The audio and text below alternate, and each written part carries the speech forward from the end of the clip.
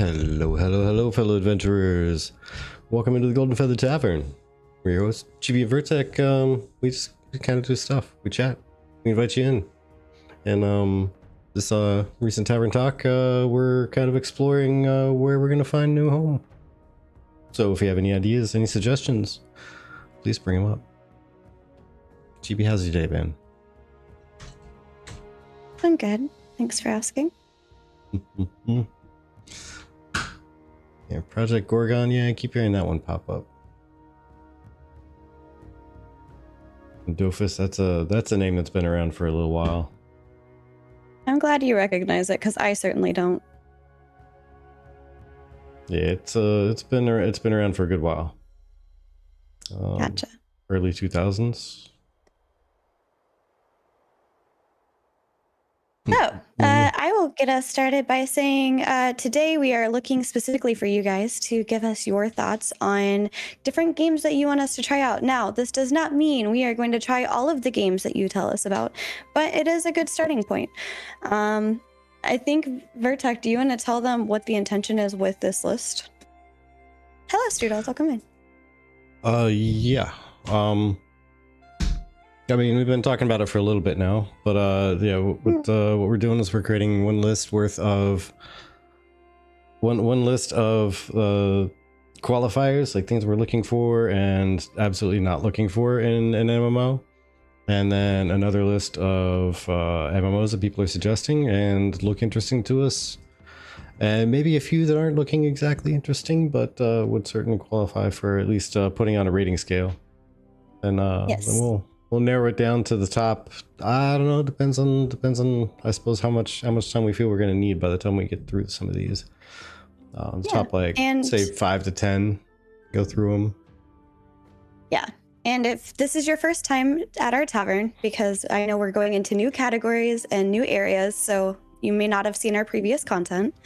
I'm Chibi with Vertec, and we've both made this podcast channel type thing since about 2019.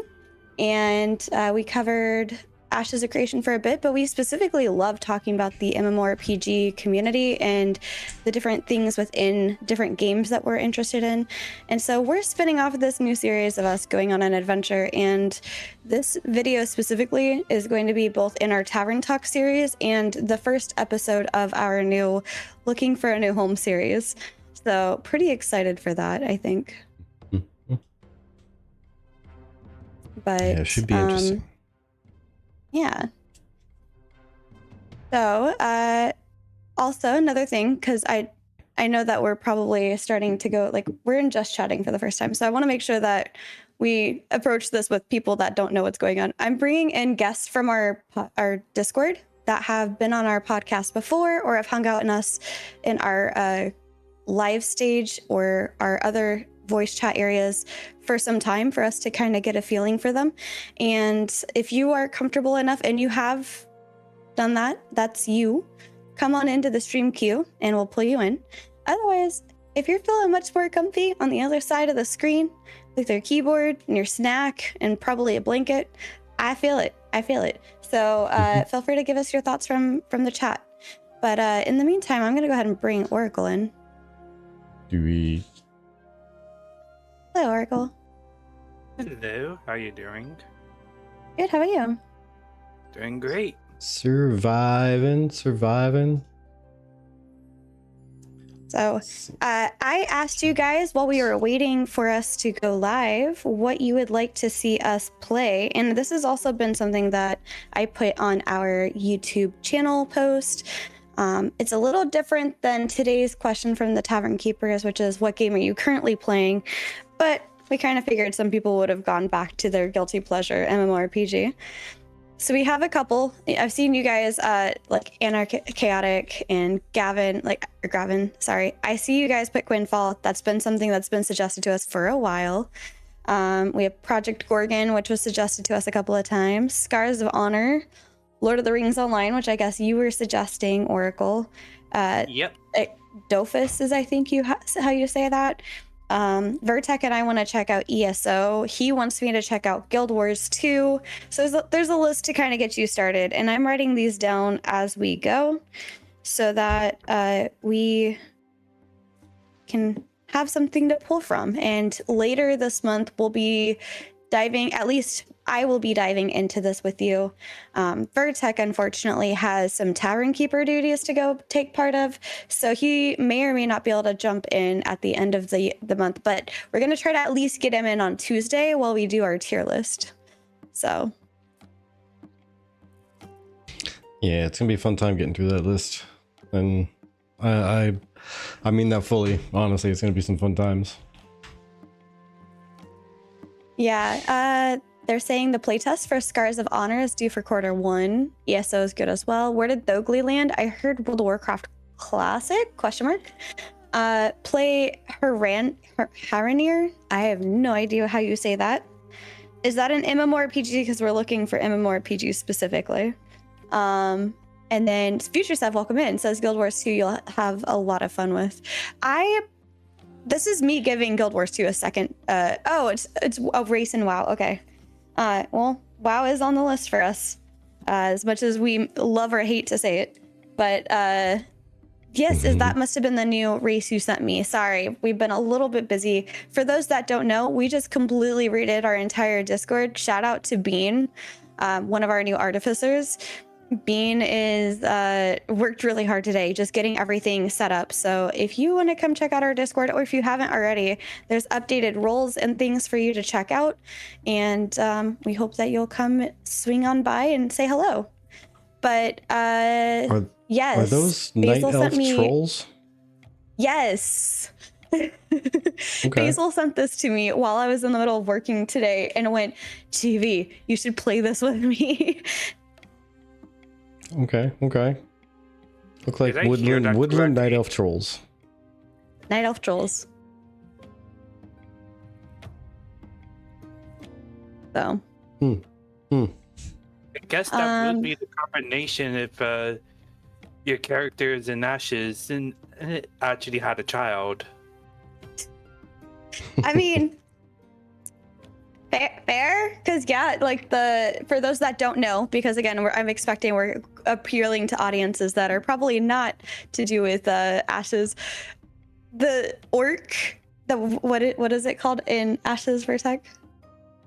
The Vec. The Vec. They kind of look like Vec inspired. Like, you know what? We never really thought of trolls that don't stoop over. We should do that too.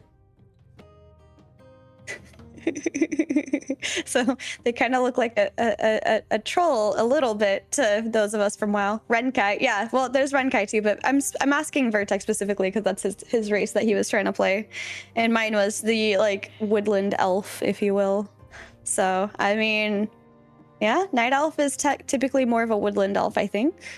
Mm-hmm. So, a night elf meets a troll. I suppose that's what our kin would look like. Yeah, connect the dots. Oh. So, all right. Well, since you're in here, the whole premise of tonight is for you to tell us which game that you think we should play, and I want to hear why you think we would like playing it and what you like playing about it the most. So, Lord of the Rings, right? Yep. For me,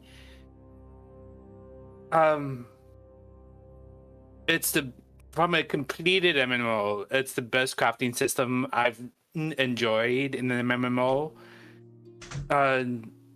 throughout my years of playing, a good chunk of them. Okay. Maybe 10 to 15. So is it mainly just crafting that is like your favorite with it? Yeah, I do like the combat, in the sense that like I could queue up my skills ahead of time. That was my favorite thing to figure out and like coordinate in the game, but crafting specifically was my favorite aspect in Lord of the Rings Online.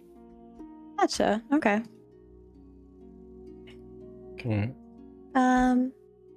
Tayloon, Scars of Honor has cool looking beast folk for the Tolnar enjoyers, and the dwarves that need a home, they got dwarves too. Okay. So, So, Vertec, if you want to, while we like wait for more suggestions or people to elaborate on theirs, do you want to like talk about some of the things you're looking for out of an MMORPG? Well, that's kind of what I'm doing right now, is getting an Excel spreadsheet up so we can start listing likes and dislikes and even games. So we just get them all actually marked down, and we start building out our comparisons. Okay, well, when you're ready, I have my written down list here in front of me, and I can tell you what has already been suggested to us. Okay. Tayloon says what looks appealing about it seems dungeons that change, and you get to pick passives to customize your character's strengths as you level up and hunt down elite mobs. I heard they also want to have castle sieges and territory control systems later down the line. Interesting. What kind of game is that, Tayloon? Salutations. Hello. Welcome in.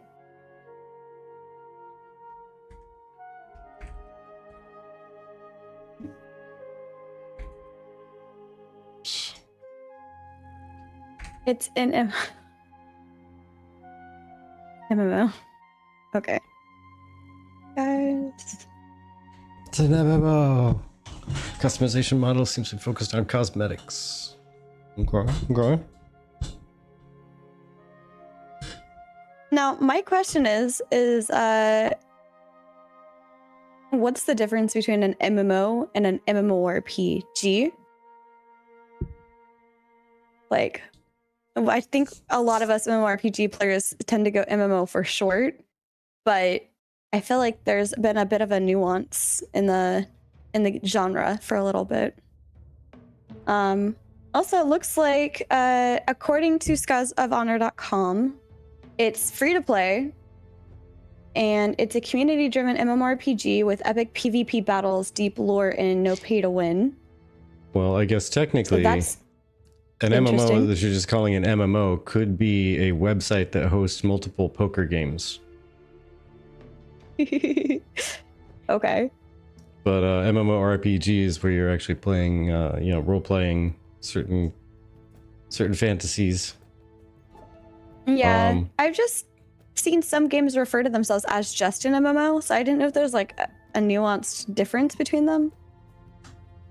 Yeah, possibly. For the most part, it's probably just abbreviating for the sake of abbreviating. Gotcha. Difference is League of Legends is an MMO and not an MMORPG. Fair. Finding a new home is rough. This far, I've tried ESO, Lotro, Guild Wars 2, Quinfall, currently Final Fantasy 14. I'm kind of bored. Oh no, Eric, that's fair.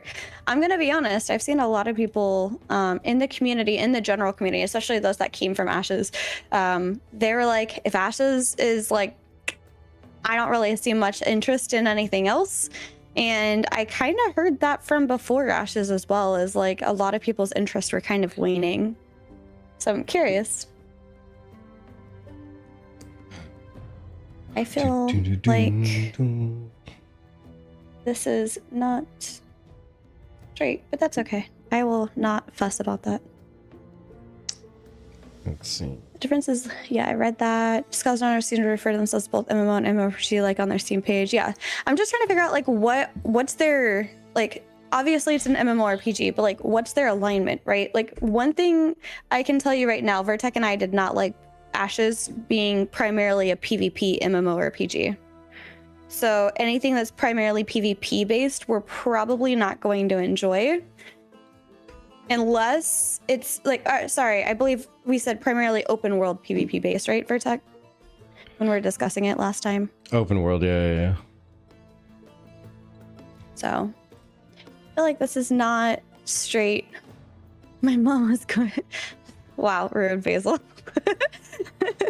No, I just saw my camera on the stream and I was like, but I have to like remind myself not to be picky about it. But the slaughtering of other people can be so fun. Yeah, well, Sogli, that's your favorite thing. The differences of, nope, I read that. Okay. It's like different colors, so it's like popping up weird for me. It seems like their big focus seems to be with PvE, but later down the line, opt-in PvP from what I can understand. Okay, that's good to know. It's just one of those things where I don't want PvP. Let me just put this out there to like preface. I even though I don't like PvP or open world PvP, I don't mind group combat PvP. Like you're intending, like the whole point is to flag up together as a group and go do PvP together. I don't want PvP to be an afterthought for a lot of people. I want it to be meaningful, and I want PvPers out there that enjoy that system to have a meaningful PvP system that they can take part of and genuinely like. And even though I don't really like PvP, I can still want that for them, because like imagine having a game where the PvE is not that meaningful. I mean, I was concerned that was going to be the case with Ashes because of all of the open world PvP things going on, and I was concerned that that was going to make the PvE less meaningful. So it's one of those, I want to make sure, you know, anything that we see going into the game industry going forward, I hope that they make PvP not an afterthought, not endgame only, something that is like fun and engaging, I guess, for everybody. You over there typing up a storm? Pretty much. Okay. I will read some chat then. It seems like the big focus seems to be PvE with later down the line PvP. That's what I read. Best prompted my whole spiel. Currently, PvP seems to be instance focused, so battlegrounds. For the PvP people, there was something mentioned about guilds fighting over territory to unlock benefits for their guild, which seems very meaningful. I like that. Hello, Rootbeard. Welcome in. Now let me catch up over here. Scars is not open world PvP. There will be arenas as well as sieges. They're planning. Okay, do we know what the PvE is going to be like? Are there going to be boss raids? Are there going to be dungeons? Like, how's that looking for it? You know who'd be a really good person to get in here, I'm just saying, is Royer, by the way. He actually did, right? It was like an hour and 20-minute interview with the Scars of Honor dev. Let me see if I can get Royer in here. He seems to be online. Well, CEO / lead dev / like built a lot of the game engine himself, or server engine at least. Cool. Yeah. I only got to watch like 40 minutes of it. I didn't get to watch the whole thing. I think Tayloon said that it's a couple that's making the game. Oh yeah, which one was it? Project Gorgon? I think someone speak. Sorry. Yeah, there's been a lot of chat back and forth. That might have been Project Gorgon. Let's see. Prefer opt-in PvP because I am a PvPer enjoyer, not PvP main. Arena, Caravan Wars. Yes, please. Yeah, right. Side note, got into the Witchspire playtest. Awesome. Congratulations. Nice. If you guys don't know, yesterday I did Sunday I did Cozy Quest. Well, the days are flying by already. Sunday I did Cozy Quest, where I was talking about my Witchspire playtest, and I'll be putting my experience up tomorrow at some point on the TGF Tavern channel, I believe. Especially now that it's not supposed to be just Ashes focused. Solved that problem for us. But honestly, I just miss seeing the population of people instead of having to surf meshing phases to find your friends, right? I feel that. Right now I'm playing like 4 games to scratch itches. Ashes was scratching and even still missing some. Oh man, I feel that, Noobtastic. My PvP is house decorating competitions. Feel that. Like Ashes, Scars is the passion project. Biggest difference is that the lead of Scars is or was a developer. Okay, so he kind of has an idea of like where they're coming from on that, like in terms of expectation and scope and things like that. Yeah, that's the real hardcore PvP content, referring to the house decoration competitions. And the lead dev, Vanellin, tries to stream weekly on Sunday nights. Oh, that's cool. Okay.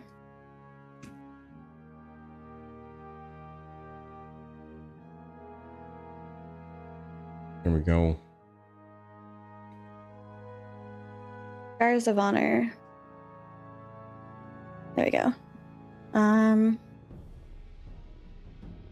I'll see what he says, so I'll keep an eye on that. Too hardcore for me.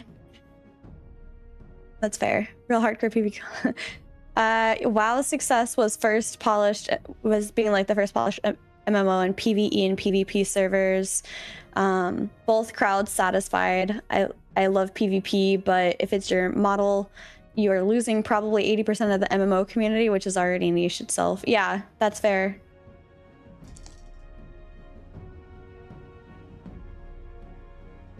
All right, there we go. Okay. But okay.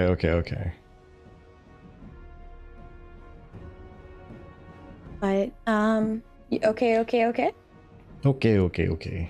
Do this. Oh, it looks like you got something up on the screen. Yes. Okay. He personally built the server tech they will be using, so there's effectively no server cost to worry about other than hardware. Wow, that's pretty cool, actually. I wonder how that plays out long term, question mark. Yeah, I'm curious how that's gonna work out. Hopefully pretty good. Yeah, fingers crossed. Let's see. Likes. All right, what you showing off over here? Oh, thank you for the hydrate. I once again don't have anything to drink, so I will drink whatever is in this bottle of water. All right, I focused on getting Vertek a drink first. She did. I appreciate it. That drink was much needed. He stated he could bring up a fresh server in 30 minutes. Wow, that's cool. Yeah. All right, sorry, go ahead. Saying you could spin one up, and yeah, he was talking about the differences between like hosting a server somewhere in the cloud versus an actual metal frame server somewhere. Yeah. And how it's far cheaper to just do the metal frame, and you can always the part about being able to bring up a server in almost no time. He was talking about regions like South America, Asian Pacific, that type of thing, getting their own server, and how if there was enough demand that want to be brought up, and then that's about the time he said, yeah, I could bring up a new server in like 30 minutes. So, I mean, as long as there's demand, we can absolutely do that. That's really cool, actually. I wonder how many people would be able to play concurrently. Because that's the big thing with MMORPGs, right? Is how many people can you fit on one? And is there enough that you're feeling like the world is alive and making sure that it's not so much that it's causing other issues like latency and stuff? So, very curious.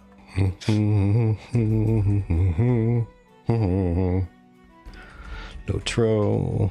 Yeah, so okay. So I'm going through the list off the top of my head here on these. Okay, let me know and I'll tell you which ones you're missing. We got Project Gorgon, we got World of Warcraft, we got Dofus, Lotro, ESO, Guild Wars 2, we got what we were just talking about, Scars of Honor. And then Quinfall is the only other one I have listed here. Okay, because there's a ton of them out there. Oh, I mean, interesting. People even still playing like Age of Conan and Ultima Online and Neverwinter, and looking at private servers for all the above. And we were suggested to try out old school RuneScape or RuneScape 3. Oh, serious. By someone. Oh, serious. I'm going through the comments on our YouTube channel. But yes, S-Man suggested RuneScape 3 and old school RuneScape. Classic WoW. WoW Plus, or Classic Plus rather. Worm. Apogea. Let's see. Yeah. Worm, WRM. I don't know that one. By the way, welcome in. 33rd. I think they need some smart people to advise them away from that, since apparently listening to content creators is a big thing for them. Oh, I see. They're like referring to the I think how they're gonna handle like server stability and like the population. Apparently the devs seem to be about to ask the community to vote on what they think about that. Oh, yeah. Followed that correctly. Yeah, he was talking about building kind of what the community is looking for and what people want and whatnot. Gotcha. The thing above it. Okay. Oh, okay. Okay, yeah. So Taylor says the thing I'm concerned about with Scars of Honor is the consideration to let people purchase things like bag space with real money, and they got people defending it, saying it's not pay to win. Yeah, I think a lot of people have been on the fence on bag space being pay to win or not. And I think Vertec, you kind of hit the nail on the head. Like there's nuance and there's shades of gray with it. Yeah. You know, like there's acceptable pay to win and unacceptable pay to win. And what that is for each person, I think, to decide. Like what I think is acceptable and what you think are acceptable may be two very different things. Pack Stay is nice, but they need more content at the moment. Welcome in, Sanjay. Actually, that's something I think Chaffee was suggesting to us. Pantheon says Gravin. Okay. Also, about Worm Online. It was made by Marcus Person, a guy who made Minecraft. Oh, cool. I've never heard of that game before. WURM Online.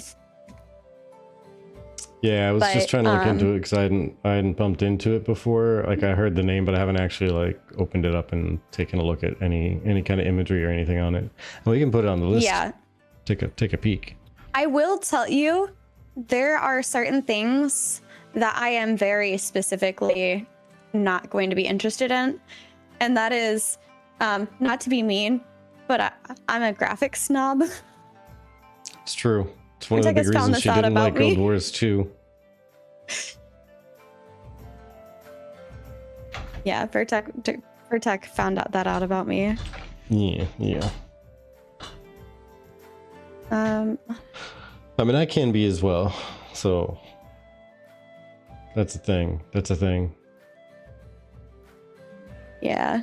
Oh, likes. There you go. We'll put this on the second line. Good graphics. My one concern is bad graphics. the PAX Day's intention with the way that they're monetizing, but I'm hoping there's enough time to like swap that around a little bit, but we'll see.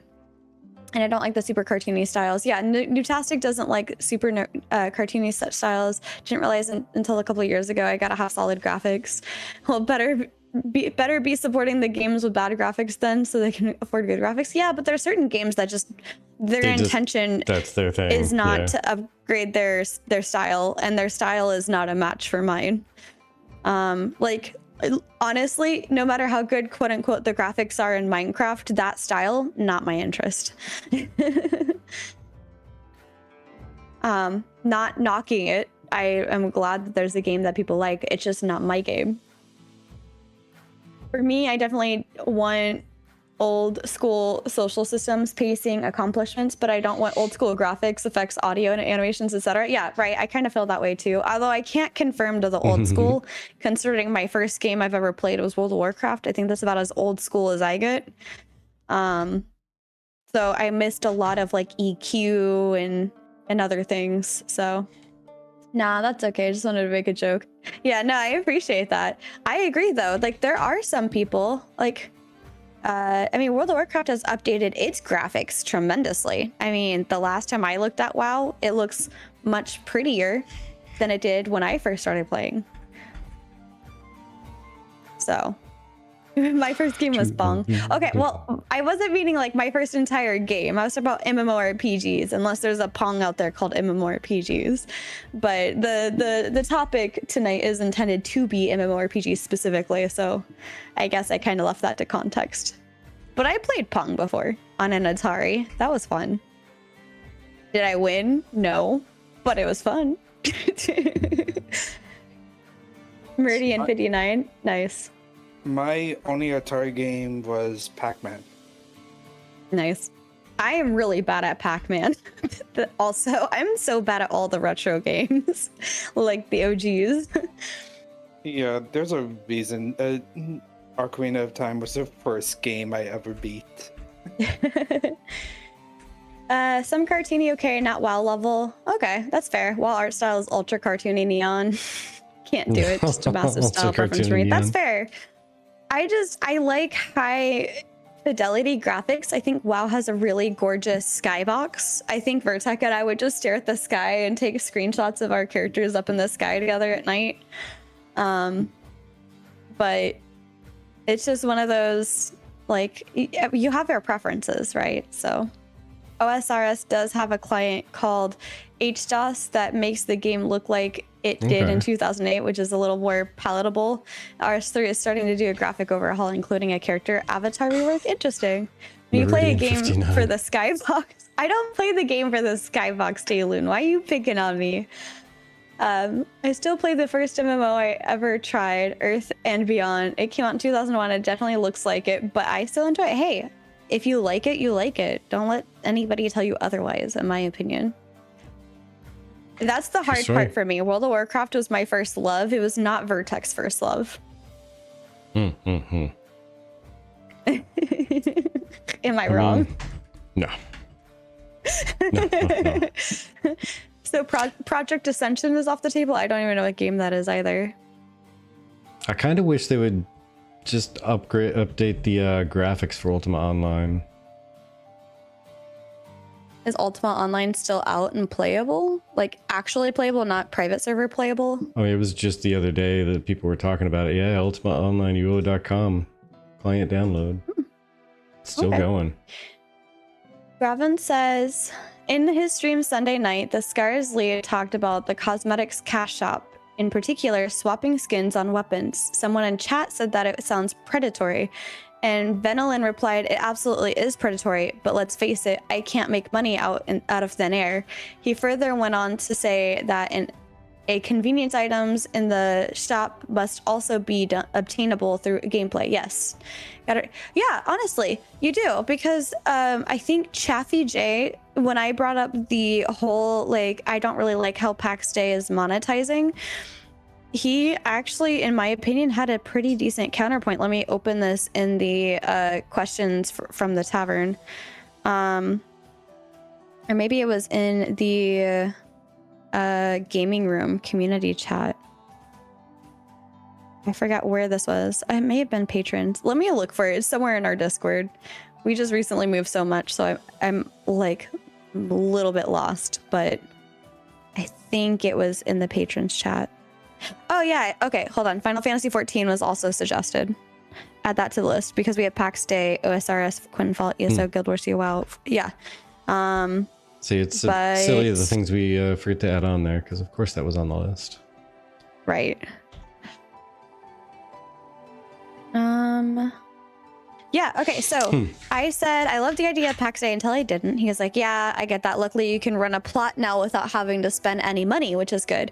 And Nahili says, I backed PAX before the entire payment stuff came out. Got 4 plots in the works. Then the payment plan came out, and I personally, this is just my hot take, really didn't like the way that they went, because it basically is saying that early backers don't really get the plots they purchased. You only get them for a month for free, and then you have to pay for those additional plots going forward. It's a bit of a dirty tactic on their part. So I'm with Chibi, their whole monetization plan just doesn't feel great as a consumer. And I think that's important. But as Chaffee responds, fair enough, but I do get that they have to fund it. So he says, personally, I prefer this method over a cash shop, but I am old school with subs, and meaning like prefer the original base of, you know, subscribing only. Oh, Gamer Goth. Same question as yesterday. Womp womp. The answer is both. Yep. And you guys are joining a thing. Is there? No, I think I'm too late. Question for the Scars of Honor would be, since they want to monetize convenience, at what point does yes, he did. Does monetize inconvenience stop being a side effect and become the product? And that's the thing. I mentioned I'm not a fan of microtransactions in the way of like pay to win and things like that. Like, for example, I wish that a player within the World of Warcraft game community could purchase a WoW token with gold that was sold by an NPC, not by a player. because I am not as big of a fan that you can purchase a WoW token as a player with real life money and then sell it on the marketplace and make in-game gold, because that's directly money to gold. You may as well have just bought gold, but it kind of does cut down on the gold bots. So I'm not really sure. Final Fantasy 14 you can check out for free through the core game. Yeah, so Vertec and I, we used to play Final Fantasy 14 a long time ago. We got pretty far in and we kind of stopped playing shortly before Ashes kind of started kicking off a little bit more. But yeah, it was right at the beginning of Endwalker. We definitely are pretty high. Yeah, Endwalker. I put in the gaming screenshots in the gaming room. If you select the MMORPG or I guess Tavern Talk, if you select Tavern Talk, it'll give you the MMO and RPG role. And in the gaming screenshots area, I shared some from Final Fantasy from when I was last playing, because I found them on my computer. Turgo just saved us a whole lot of time and effort. Oh yeah? Yeah, he made a decision for us. He said Final Fantasy 14. Okay, gotcha. Yeah, we're gonna be building us a little tier list and popping into the top like 5 or 10, depending on how long it takes us to actually work through any of these. Yeah. But the tier list is gonna be made. We're starting from the bottom. Yep. And trying to arrive at a home by the end of it, and actually put out a tier list based on actual experience in the game at a recent point in time. Yeah. And see, what Basil said is a point that I keep trying to make is, as much as I like Final Fantasy 14, to me, there's a high barrier of entry because most of the storyline you have to get through is very single player oriented and time consuming. Like some of these, you join in the dungeon for your first time ever doing it. You're watching all of the screenshots. And by the time you get out of the screenshot, you're probably going into another scene. Once you get out of a scene, you get into another scene because everybody else already killed the dude. So it finished your scene and started the next one. Yeah. Luckily, it's a long free-to-play trial for Final Fantasy 14, so I can take my sweet time. Exactly, yeah.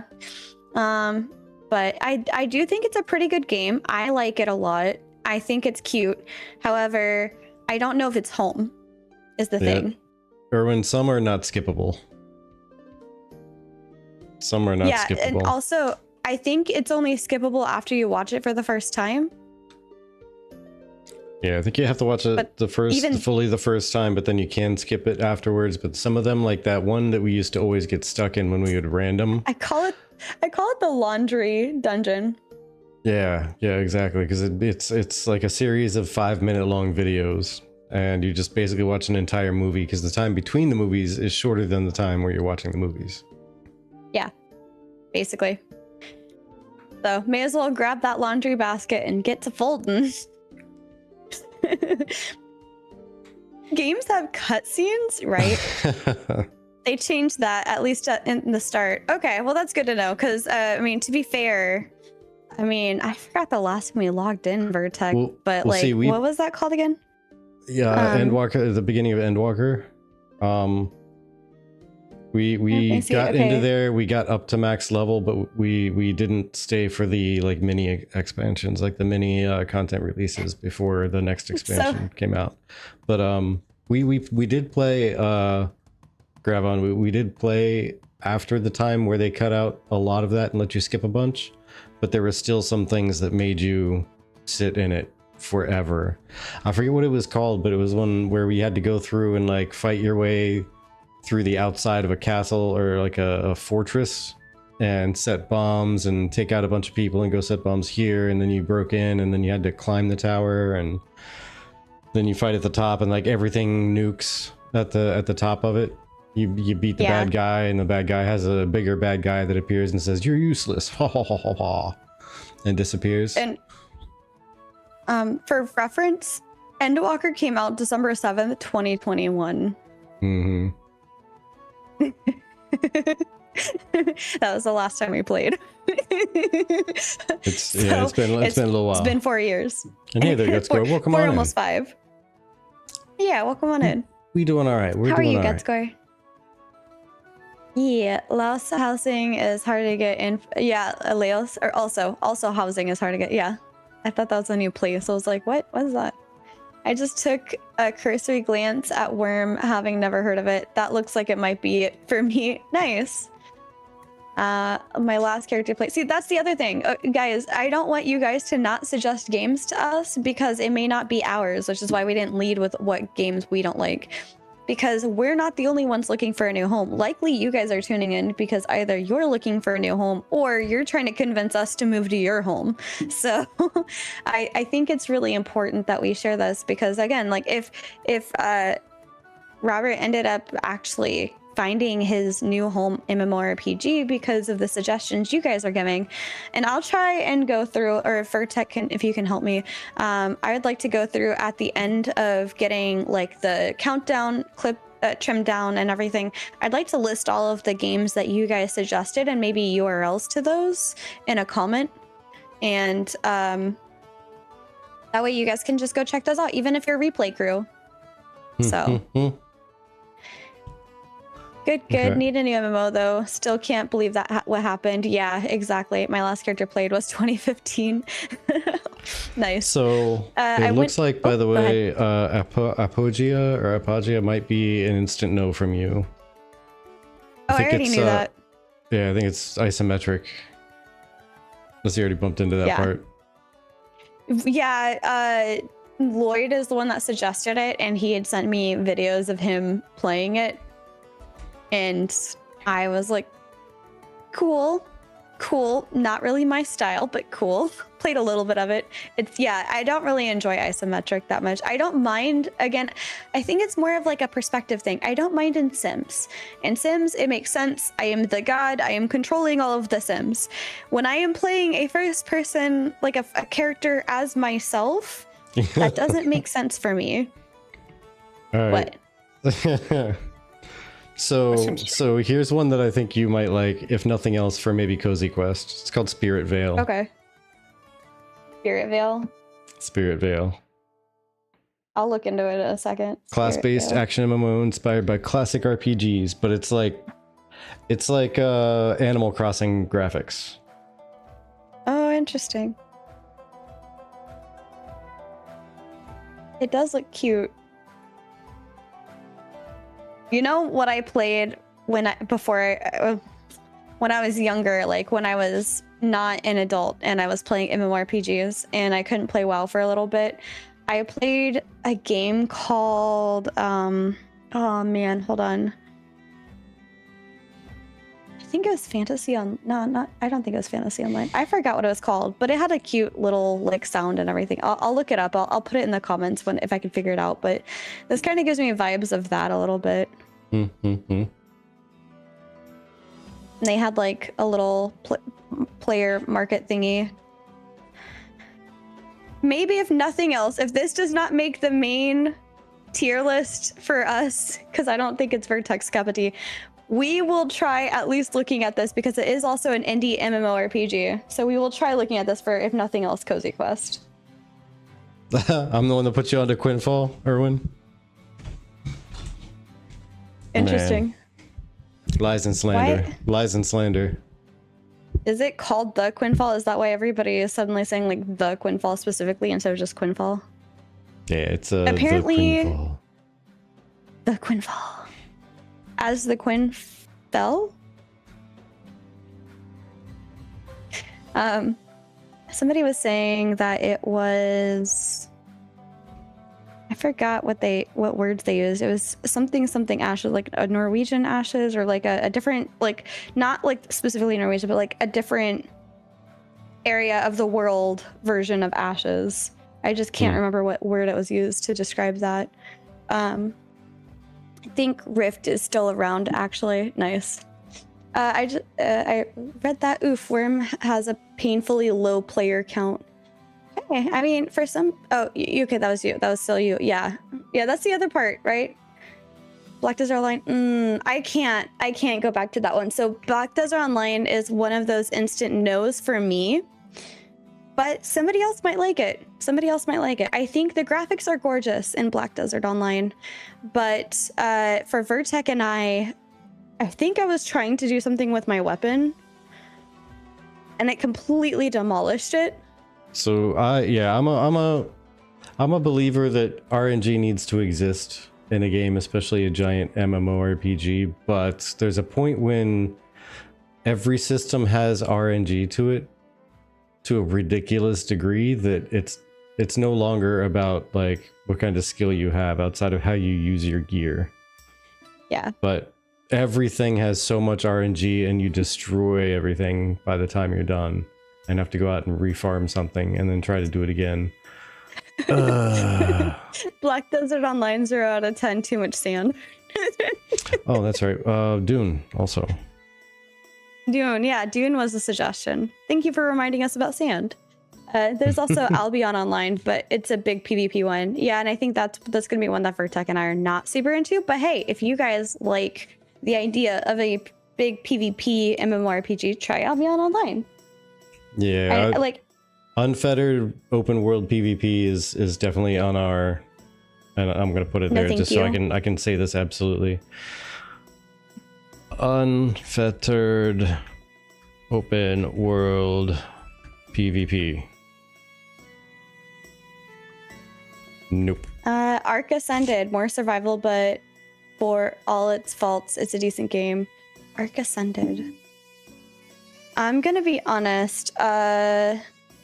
If it's your typical survival type game, that's not gonna be it for me. I had explained this actually last night. So I like playing Voyages of Nira because I call it the cozy survival game, but I don't like typical survival games, to be honest. So, I mean, I'm willing to give it a shot, but also, is it specifically an MMORPG? Or is it a survival game? LAN co-op, LAN PvP, online PvP, online co-op. Yeah, it seems more co-op-y. Yeah.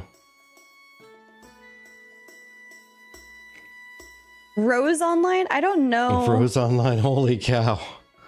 Going back to That's Rose Arc? and Okay. Maple Story. Get some Maple Story in there. Arc Ascended, right? All it's bringing up is Arc Survival Ascended. Yeah. And It's, that's what I'm Ascended. clicking into. That's what I'm referring to when I'm reading this. For the Dune game, last I checked, a big part of the end game, if not all, is PvP. Yeah, and people can just kill you and take all your stuff, something like that. Yeah, that's why it's like a little bit. I'm gonna be honest. Like our guild leader really likes it, not super into the idea, but was willing to try it anyway. I think I'll give up on MMORPG and just wait for Elder Scrolls 6 to come out. Become a hermit. I'm honestly, just as a sidebar, waiting for MMORPGs to come out that I like. An RPG I'm looking forward to, and I hope it actually releases this year, is Fable. Vertec put me onto that. Gentle Saken and Mackenzie about Arc. I don't have an interest. I'm actually now looking forward to Light No Fire at this point. I think Light No Fire was another one suggested to us. Yeah, then we just hadn't gotten to looking at that one. That's another survival. Yeah, it's a game about adventure, building, survival, and exploration together. So, I mean, I'm kind of seeing a little bit of a trend where people are sometimes moving away from MMORPGs more towards co-op type games, especially with the number of recommendations that have been co-op focused. Yeah, agreed. It seems that way. Going more for the 4 to 10 player thing. Yeah. It's hyper frustrating because there are infinite ways to sabotage you. It's more like Rust, really. Okay, good to know. From Hello Games, who made No Man's Sky. Okay, cool. So it's not out yet. Yeah. Maple Story, I've definitely remember that name. I've never seen Flip, but Vertec has heard of it for sure. Yeah, it was right around the same time. But ESO sounds interesting to me. I've just never played it, and apparently everyone can own a house. That's part of the reason why I'm interested in World of Warcraft again. That, and apparently since the guy from whatever it was called left, I'm gonna try to fix this because it is bothering me a little bit. I mean, Oops. There we go. I'm actually honestly kind of curious how some of those games have held up over the years. Yeah. Maybe not curious enough to dive into a few of them, but I'd at least like to dig around and try and find some videos of what it's up to nowadays. Yeah. Like Rose and Maple Story and Fliff. I don't know anything about Rose. Can you tell me about it? Fliff? Yeah, it's a Fly for Fun, I think, or something like that. I just like to call it Fliff, but yeah, I think it's supposed to be Fly FF or Flife. Okay.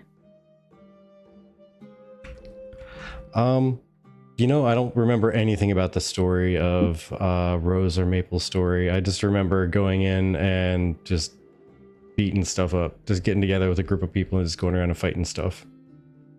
It was all about the grind. I'm not even sure if there was much story, if I'm being honest. Yeah. Put in a couple 100 hours and I don't remember anything about the story about either of those. If Project Ascension is what I'm thinking it is, I'm not likely to touch that at all.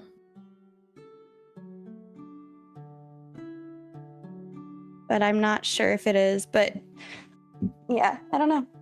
Got another suggestions for much later down the line. Mabinogi and Real Engine 5 remake. Interesting. Yeah, the #1 classless said game. It was okay. Yeah, that's the one where you can like put together your own little class basically. Uh-huh. By like grabbing pieces and parts of other classes. Yeah, it's like WoW based, but interesting. You construct your own class by choosing your own separate skills. Huh. Or them being assigned to you or something like that. Oh, it's random on that server? Okay. So you get assigned a random skill when you level, I guess. Nope, instantly out. I was considering it if I could make it myself, but no.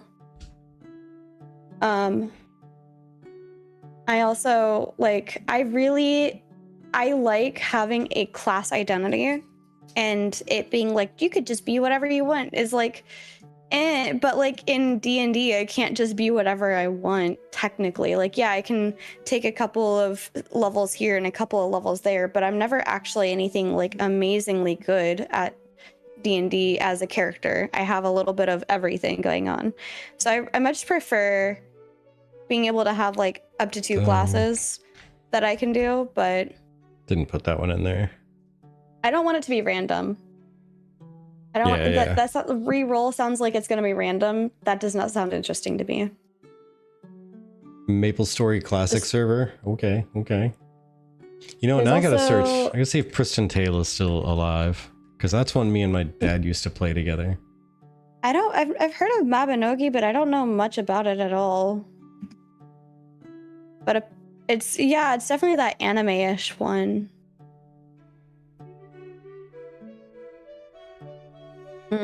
Apparently they're doing an Unreal Engine 5 remake. Does that mean they're gonna do upgraded graphics? Similar to like how Genshin's graphics look then? Because that's the only other thing I can think of with the anime-ish style. I think they're talking about releasing a Maple Story Classic server. Don't quote me on that. Okay, sounds good, S-Man. Also, thank you for your suggestion. I wrote down, which one was it again? OSRS. RuneScape 3. That was S-Man that suggested that, by the way. Oh, sorry, what was it? Old School RuneScape and RuneScape 3 was suggested by S-Man. Oh, okay. Gotcha. Yeah. Yeah. Right, MMO is supposed to be Unreal Engine 5. Yeah, but that's also, another 5 years down the road? Priston Tale. Is this the same Priston Tale? Or is this a new one? I did see they got a new developer recently. Holy cow, Percentile really is going. I gotta tell Dad about that one. We used to play that for hours on end. Holy cow. They're essentially making the entire game because it's so old you can't even just upgrade it. Fair, but I was just curious about like graphical style. Like how polished will the graphic styles be? I was just curious. I think yeah, but like Riot MMO, I'm curious. I wish we knew more, but I think they're kind of smart staying behind closed doors with all of their development stuff, because I think if anything, what I experienced during Ashes told me that I don't think a lot of the gamers are able to handle behind the scenes peeks at stuff. Yeah. They kind of take it as like this is the end product instead of it's like in progress. It's definitely a lesson in why a lot of studios don't do open development, for sure. Yeah, give it now. Loving Final Fantasy 14, even though the PvP is no good. The story is great so far. I love Heaven's Sword is pretty good. Hello, Magnificent Magic Pipe Magnificent. I think your name swapped on there. But yeah, I must have all the content now. Yeah. Well, that's the other thing is MMORPG players, we burn through the content so fast. Like, that's a conversation I remember having at one point of just our genre of player base. The devs could put out stuff and 2 weeks later, a lot of people have already finished that portion of the content release for the DLC. It's interesting. We're a bunch of needy bastards. But no, I mean, yeah, what you got? I'm just over here yapping to fill up time. There's another one called Stars Reach. Stars Reach, I'm looking somewhat science fantasy based, and by somewhat I mean it is science fantasy based. Okay. But I mean it is another one, but it's not to Star Citizen level science fantasy based. It's not like flight sims and space battles and stuff like that. It is about I'm not really into world that. exploration. Double checked my name is spelled right. Yeah, I thought your like name on Twitch was like Magnificent Magic Pipe Magnificent. I don't know. Like I thought the name was different somewhere for some reason. I was trying to swap your name. Yes, I have Stars Reach also. I've been playtesting Stars Reach. It's been developing pretty well so far. Oh, that's good to know. We got some people playtesting it. Toss it on there, at least to put it on the thing. Yeah, for consideration at least. To put it on the likes and dislikes. As long as they have been stealth and fishing. As long as they have stealth and fishing, yeah. Monsters and Memories. That's another one that people were telling us to check out. Monsters and Memories. Another one people are definitely checking about. For sure. And then one that's kind of co-op based. I'm not a fan of this because for this specific feature I'm about to bring up, but I like the graphics of it. I think it has an interesting concept of co-op blended with single player, and that is where wins meet. But I don't like the fact that the cosmetic shop is a gacha. Yeah, not a huge fan on gacha style games. But I can deal with it if it's in the game. But I don't know. Yeah. Apparently, Monsters and Memories is very close to the original EverQuest. Okay. Remember, Noji, if you want, I can throw a short clip at you real quick via Discord if you want. Short as in 17 seconds long. Yeah, I mean, if you give it to me, Vertex not going to really be able to put it on screen, but that's fine. Like, I think it's just one of those. I'm curious. Is that like, are you talking about original or like this upcoming one? Because I've already looked at the original at this point. I've searched it, but I'm curious about like the update specifically, the new one. Okay, yeah. Throw it at me. Just, gently. Throw it out. But yeah, Erwin's like, I'll go anywhere that has stealth and fishing. Oh my goodness. What if it was just the fishing game? You can stealth while that, and you just got to run around with like a spear, stealth underwater, and stab stuff. Or a harpoon Kinda gun. funny.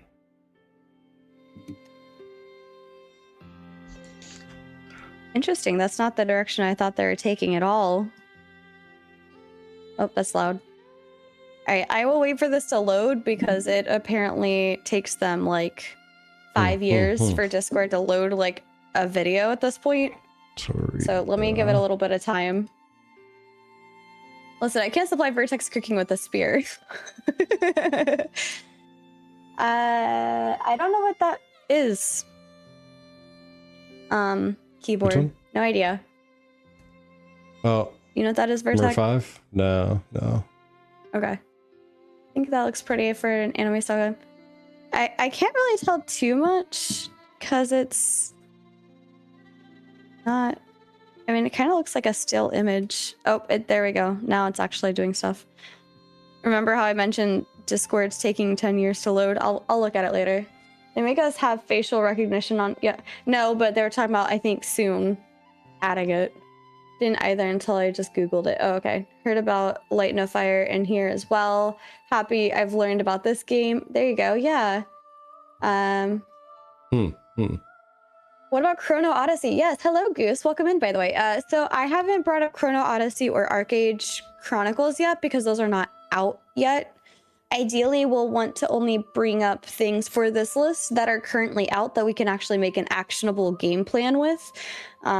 Because I don't know where to put the ones that aren't out yet on this list because there's no official, like, guaranteed launch date for those.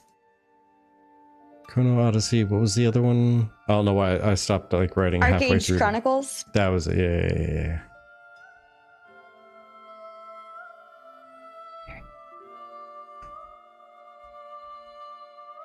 How are you doing, Goose? South Korean at 5 is supposed to be at huh. Okay. There we go.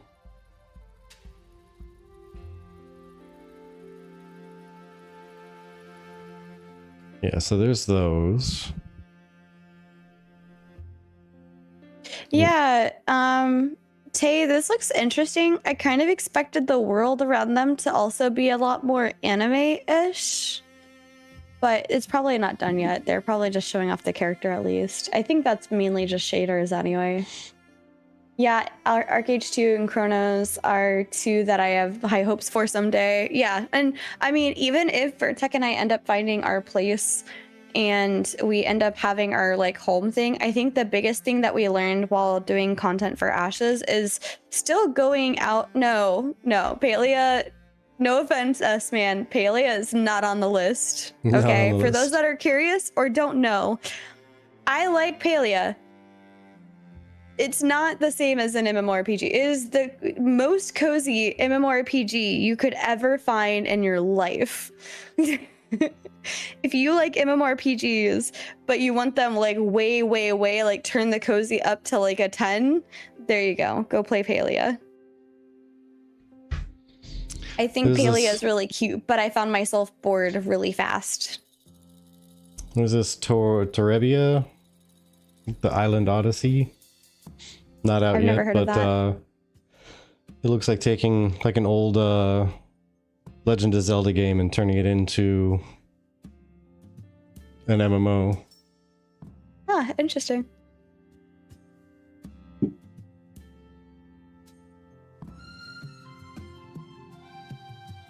Yeah, that one's not out yet. That one's like super early still, apparently. Yeah, I know. I'm trying to think about like what the people that are leaving Ashes are gonna possibly want to go into. Not saying nobody will want it.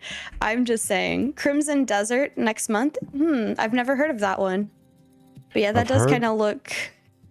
I heard people talking about it. I have not looked into it at all though. Yeah. Welcome in Pain Realms, by the way. The Pearl Abyss. Never. Crimson Desert. Never heard of that. On paper, I liked Palia, but like a lot of it seemed forced to me, like the comfort level, like cozy level of it. Yeah. Like yeah. people looking around to see if there's anyone else farming to allow them to hit a stone, even though it's gonna come back up in just a few minutes. Yeah. It felt like a forced niceness to me. It's meant more so to promote working together rather than competing over things. But I like it because if you like the idea of playing with other people, then this is a very casual way to play with other people in a way that's not like competitive, I guess. It's a very cozy MMO. I would rather just team up with them if that was going to be the case. Yeah, I got that. It can be very soloable, Tayloon.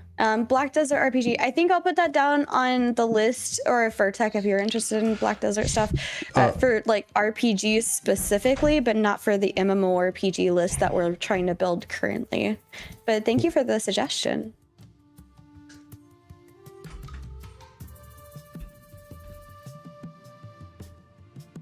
I'm just putting that out in terms of I don't think it would be my cup of tea, but it might be yours because you play games like that Expedition 33 and things like that. Yeah. I mean, I'll be honest, if it's Black Desert turned into an RPG, probably wouldn't end up having much interest in it, not enough to actually pick it up, but I would observe it. Yeah. Oh. I didn't suggest it. I only added the suggestion. Oh yeah, I wasn't talking about yours, Taylor. I was talking about Magic below yours. Magic's comment about Black Desert RPG, not MMO.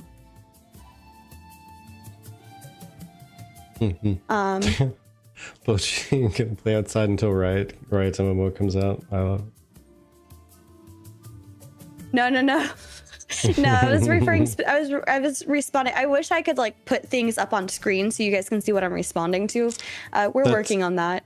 Yeah, that's what we're doing here as well. Like we're doing both of those. We're trying to gather a good list of games to use as I guess a shopping list, you could say. But then we're also going to be writing down what we're looking for and not looking for in a game. And these comments on how much we like or dislike that are going to change into actual like number values. Yep. And we'll actually end up creating kind of a rank list of it, so to say, before we go into them. But then also after we actually play them, we're going to add some like qualitative matrix, like how did the world feel, how did combat feel, we're going to have a before versus after opinion. Yep. Yeah. Gutscore says, oh, go ahead. For me, I'm going to be looking for like how like interactive the crafting system is. Does it play a big part in the world itself? Like, are you actually viable no matter what you do in it? Stuff like that, like seeing how important it is and how much fun it is. Yeah. Yeah, exactly. How did the housing feel? That's what you're curious about, like how did the housing feel?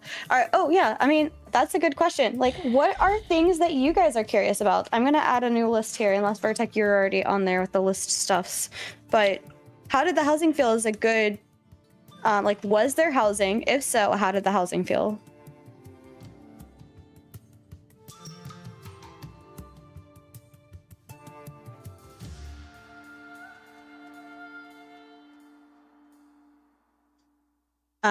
Maybe how accessible is the housing?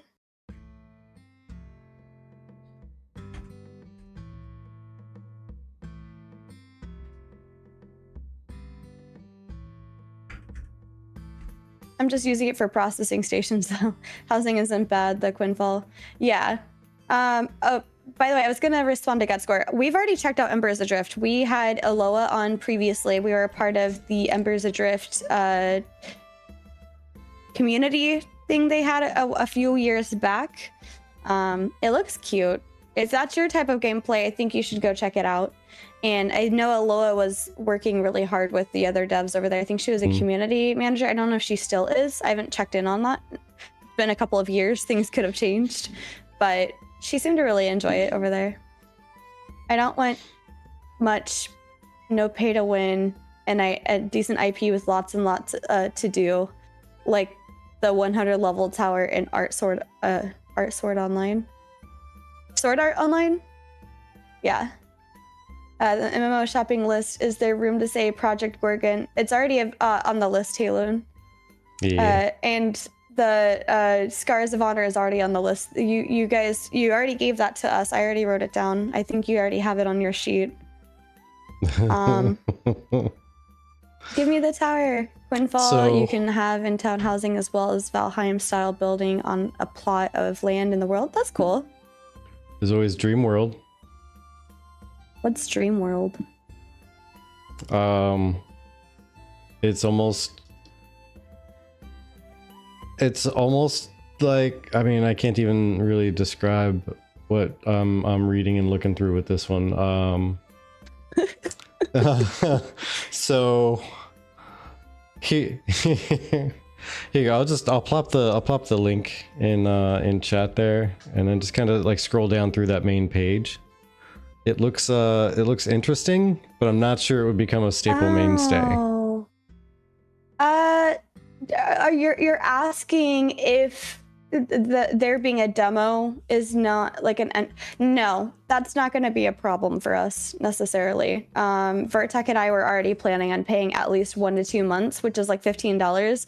And let's be real, $15 in a lot of cities in the US will get you one drink that you can enjoy for maybe an hour or two if you nurse it.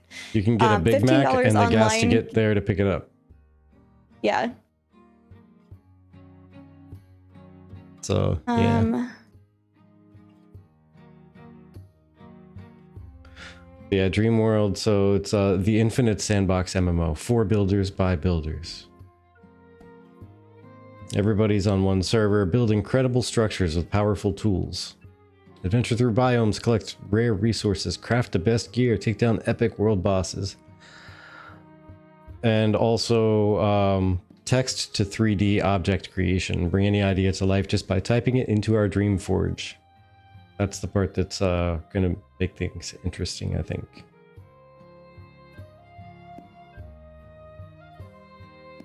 Yeah, sorry. I'm trying to get Royer on. He is, let's say, first time user experience proofing our Discord right now.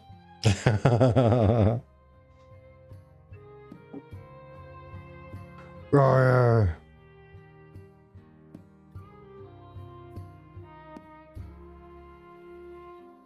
Oh, there he is. He's up in chill productivity.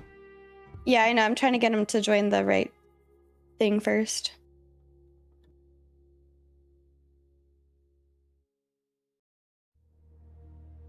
There we go. Hey, Roar. What am I doing here?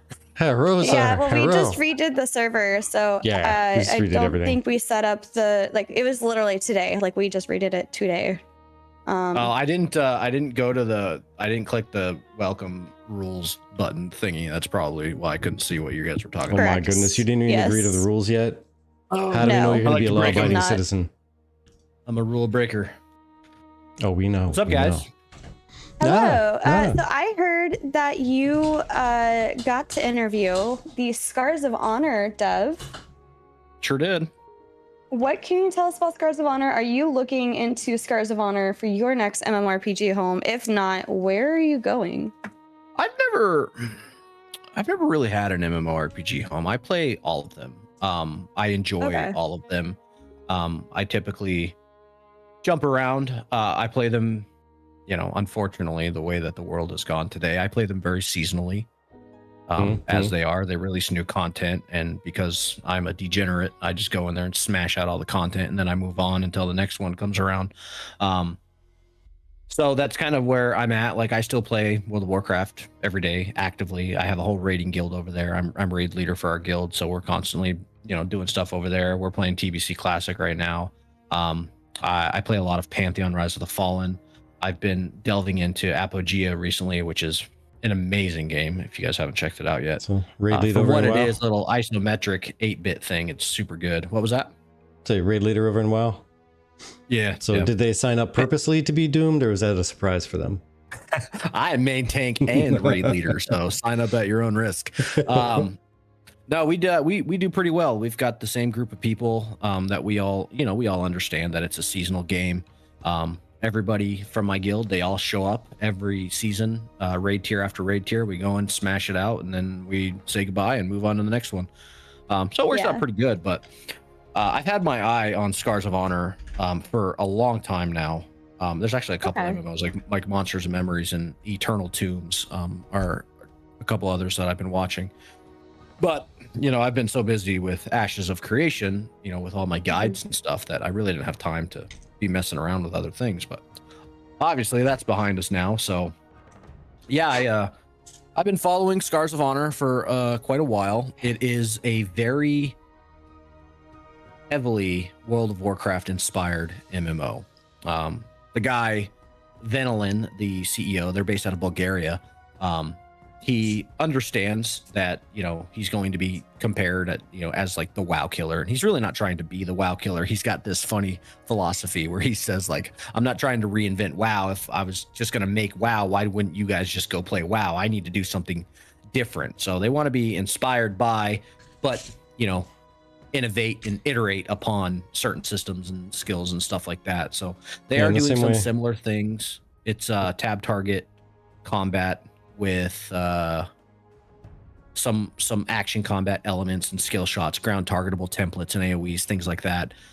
It is going to be a faction-based game, which I'm actually working on a script right now. That's why I didn't reply to you. I was editing. That's fine. I appreciate you replying at all. Scars of Honor.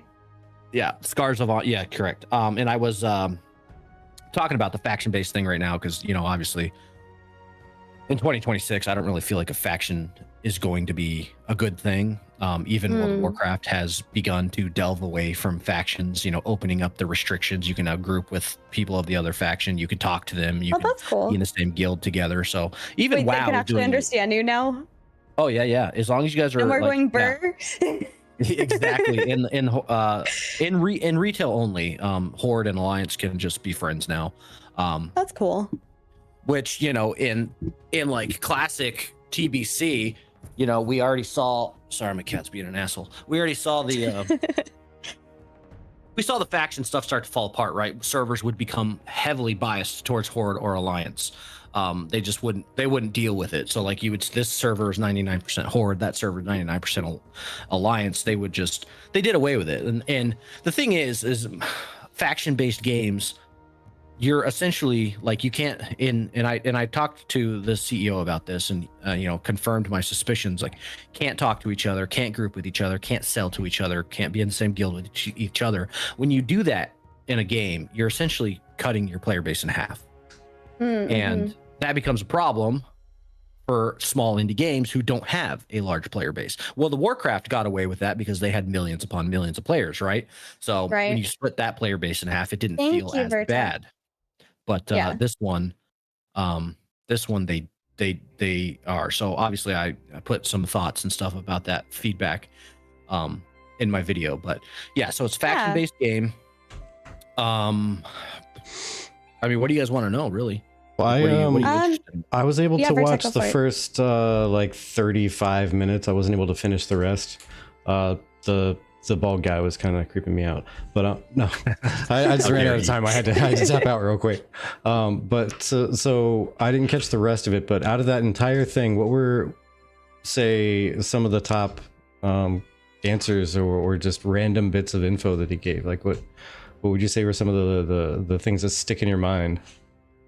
So, okay, well, coming from Ashes of Creation, of course, I had some questions about, who's in charge, where they're getting their funding, how is this game even supposed to come to be? So, Venelin has a background in server solution and coding.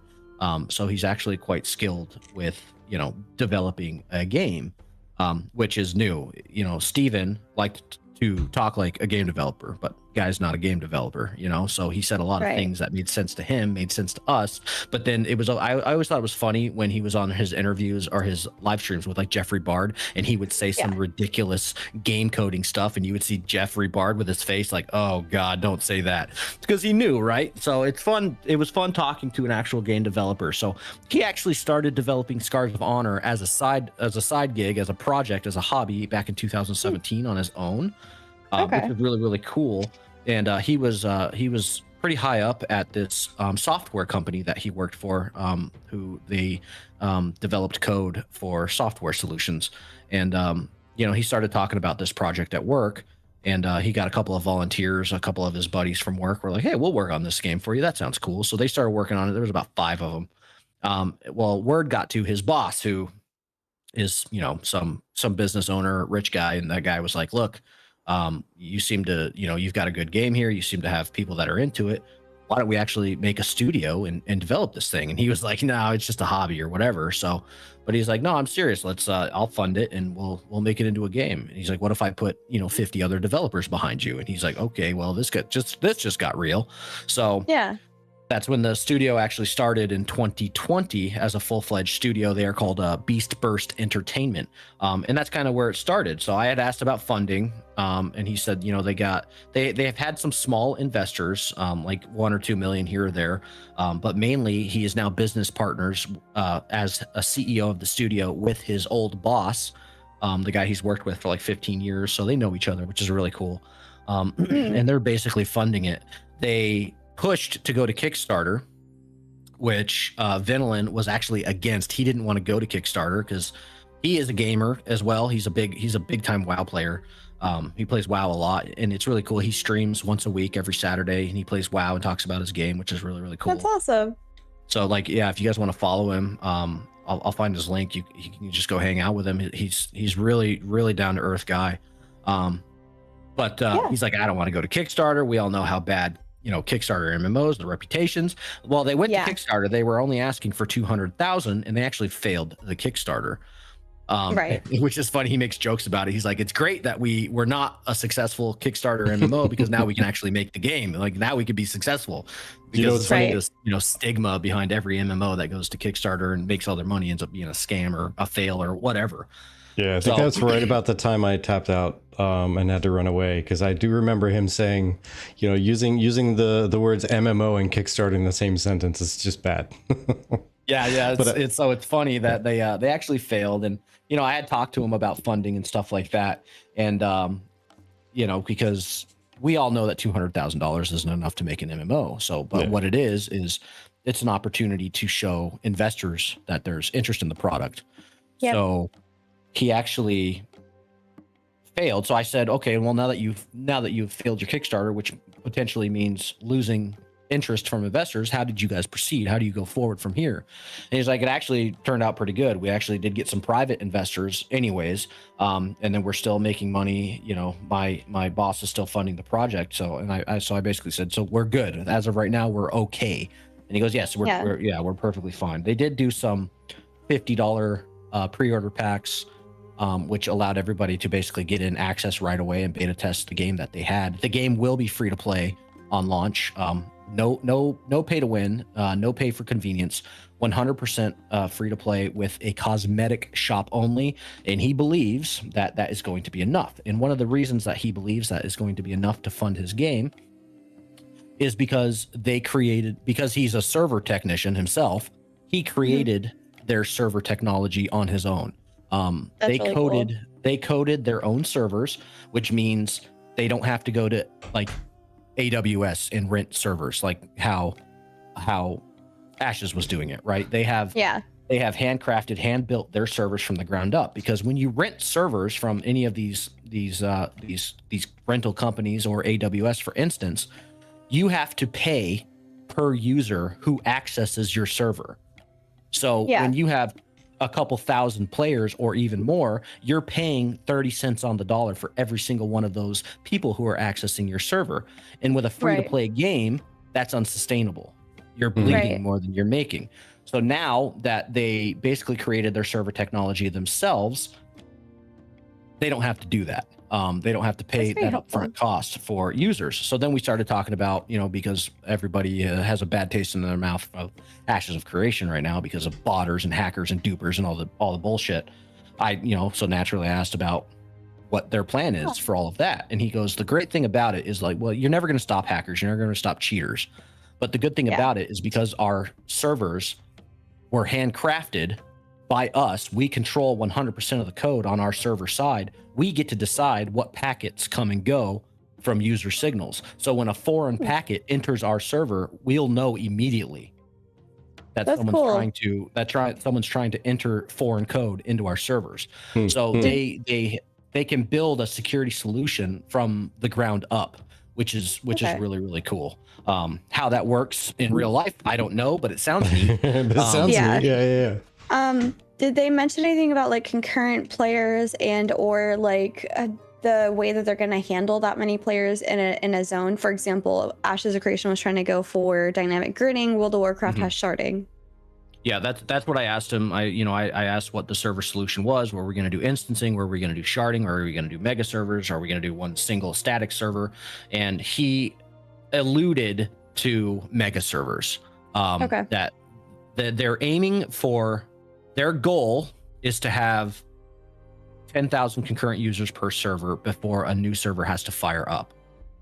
So I don't know exactly how that works in practice, but he did explain things that like you will be on a server if there's somebody on the other side of the continent because of their server solution that they've built. If there is somebody on the other side of the continent, they're not necessarily going to be on a different instance from you, but the way that their servers are going to work is if that person is attacking or whatever, all of that information isn't going to be registering on your side, which is, you're 200 miles away from that guy. So I'm no game dev. I don't know how that actually works out in real time, but sounds pretty cool. They're not trying. The cool thing about it is the scope is small. They're not trying to rewrite any code. They're not trying to reinvent the wheel. They're not trying to do anything crazy. They're taking what already works from other games, adapting it to theirs, and they're just trying to launch a fun product, which is fine for me. It is very WoW-like in nature, but they are doing some things a little bit different. Like their dungeons, for instance, their dungeons are instanced, but they're 100% procedural, handcrafted tile sets. That's so cool. Yeah, so they basically handcrafted 100 rooms per dungeon, right? And then every time you zone into this dungeon, it'll be a different combination of tile sets that you had before. And that keeps it interesting. I like that. And the scaling difficulty of that is like, yes. It's like chef's kiss to top it in there. Too, is like every time you clear a room in one of these dungeons, it will open up multiple pathways to different areas of the dungeon. But every time you clear a room, it's going to apply a new modifier to that dungeon to increase its difficulty. So every time you go from room to room to room, it's going to basically change the way that dungeon works. I think he said there's something like 1,600 possibilities, outcomes. That's really cool. For the very first dungeon that they've crafted. Wow. Bananas. Just one of them. That's crazy. Yeah. Which probably means, we did ask, Vladis had an interview with him today. His interview will be out, I think tomorrow. But we did ask him, how many dungeons are you guys planning for launch? And he's like, just because of the sheer nature of what we have to build, I can't even answer that question. So I wouldn't expect a very large amount of dungeons, but if they offer that kind of replayability, then, that could be fun. And he says the rooms can be boss encounters, they could be puzzles, they could be trap rooms. That's really cool. So there's going to be a whole slew of like RPG goodness in there. So that's pretty fun. Basil's being a little. Sorry, real quick. Basil's being a little impatient. They want to know if there's housing in this game. There is absolutely housing. I wouldn't. There you go. I don't know what it looks like yet. That's one thing they haven't shown, but it is on their list of things to launch with. I wouldn't expect retail WoW level of housing because that shit is crazy. But there will definitely be housing. I don't know if it'll be physical locations in the world. It most likely will be like instanced, or maybe they'll have neighborhoods like Final Fantasy. I'm not sure. But yes, it is launching with housing. So it's going to have. That's cool. Yes, so there's. She says. He says. Yeah, I mean, it's kind of expected, right? At this day and age, you're going to have 2 factions, 8 races, 10 classes. Classes are they are true classes. They're not based on skill. They're not based on weapon equipped. It is actual classes. They have a pirate, which sounds really cool. It sounds like a rogue. It's a mix between range and melee with poison and parrots, which just sounds really cool. They got this big, like, looking like pig looking hog race called the Gronthar, which I've never seen anything like this before. Just seems really, really cool. Yeah. Their questing is they're actually going for like kind of like a Baldur's Gate 3 style quest where like the quest has different outcome. Like he was explaining it to me that like when you accept the quest and you go to like there will be one clear path to like do this quest. Go here, do these things, collect this thing, kill that guy, go to this person to turn it in. But he said there will be other non-obvious paths to complete this quest, which you'll have to explore and figure out on your own. And there's not going to be and it could change the reward for the quest. It could change the relationship with that NPC that you originally took the quest from, altering the future of your character. So he says that they are handcrafting all of their quests to have different branches basically and change how things evolve. They are really, really going for it is not a sandbox. They're going super heavy, like story-based MMO. Like they want lore to be deeply involved in everything that you do. They want to be able to tell a story. Is there crafting and stuff like that, like artisan stuff in this game? Yes. So we've actually heard 2 different things. On their December 2025 trailer, they mentioned that crafting is where the best stuff's going to come from. We've heard that before. Okay. But then when today during Vladis's interview, he basically said no. He wants the best stuff to come from raids. So I'm like, okay, well, there's 2 different bits of information happening. However, there is crafting. It is, I don't know much about it other than the fact it is mini game based, which they've already shown in some gameplay where, and that's going to be that's one of their answers to botting is basically to have like a mini captcha for like mining a rock or chopping a tree. You have to play a mini game and you have to have like quick timing and hit the button at the right time to be able to like mine stuff and chop down trees and whatever. And same with crafting where you might be forging a sword and as the hammer falls you have to click the button at the right time to it's like a Mario Party style thing. And basically that could result in better crafts if you played the mini game really, really well. Okay, kind of like Final Fantasy does a little bit, where like you can get a base, but you can do better. And if there's fishing with that mini game, I think there's at least 2 people that I know of who are complaining about Ash's fishing being so AFK friendly. Where they're like, I don't know, I just got bored. I was just like, I don't want to just sit there. I want to do something. Well, if I remember, and that's what he was saying. That's their main. One of their main combats against botting is everything. You have to interact with everything. You can't just, run around and hit F on stuff, which of course, bots are smart, right? They are sophisticated. They can get past that, but hopefully because it's a free to play game, low barrier to entry, right? You're basically inviting bots into your game at that point. So they are well aware of it. And I did make the warning. I'm like, bro, we couldn't walk 5 feet in ashes without seeing a bot in every direction. And community hate it. You need to be prepared for this, and he knows. So I was very candid with him about this. Yeah, because if I remember right, because I've just looked at a bunch of different videos. I think on yours it was showing the like the some of the videos that they put out with the game, and the mini game was like the little white bar, and it would start moving up, and there was like a hot zone in the middle, like a little heat zone somewhere near the middle. Correct, and you have to like click on it and get like. It's like Dance Revolution. You have to get like superb, excellent. Superb. Like every time you get it right. So. But yeah, it's pretty promising. I like it for a few reasons. One, it's being developed by an actual game developer. Two, they're developing it in Bulgaria, which is going to be a little bit cheaper, I would imagine, to develop a game. Their scope is much smaller, and they have a blueprint. You know, they're not just kind of throwing darts at a wall and seeing what sticks. They have a plan.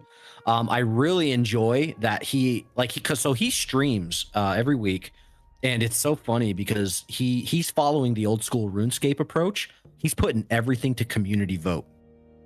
How do you feel about this system? And he puts it to vote, and he gets like hundreds and hundreds of votes. He's like, okay, well, we'll take that back to the team and see what they think. Like that's same way old school RuneScape does it. Like, what do you guys want in the game next? Here's a couple of options. Here's a poll. Take your pick. And you know, so he's very community driven. He's super humble guy. He really is.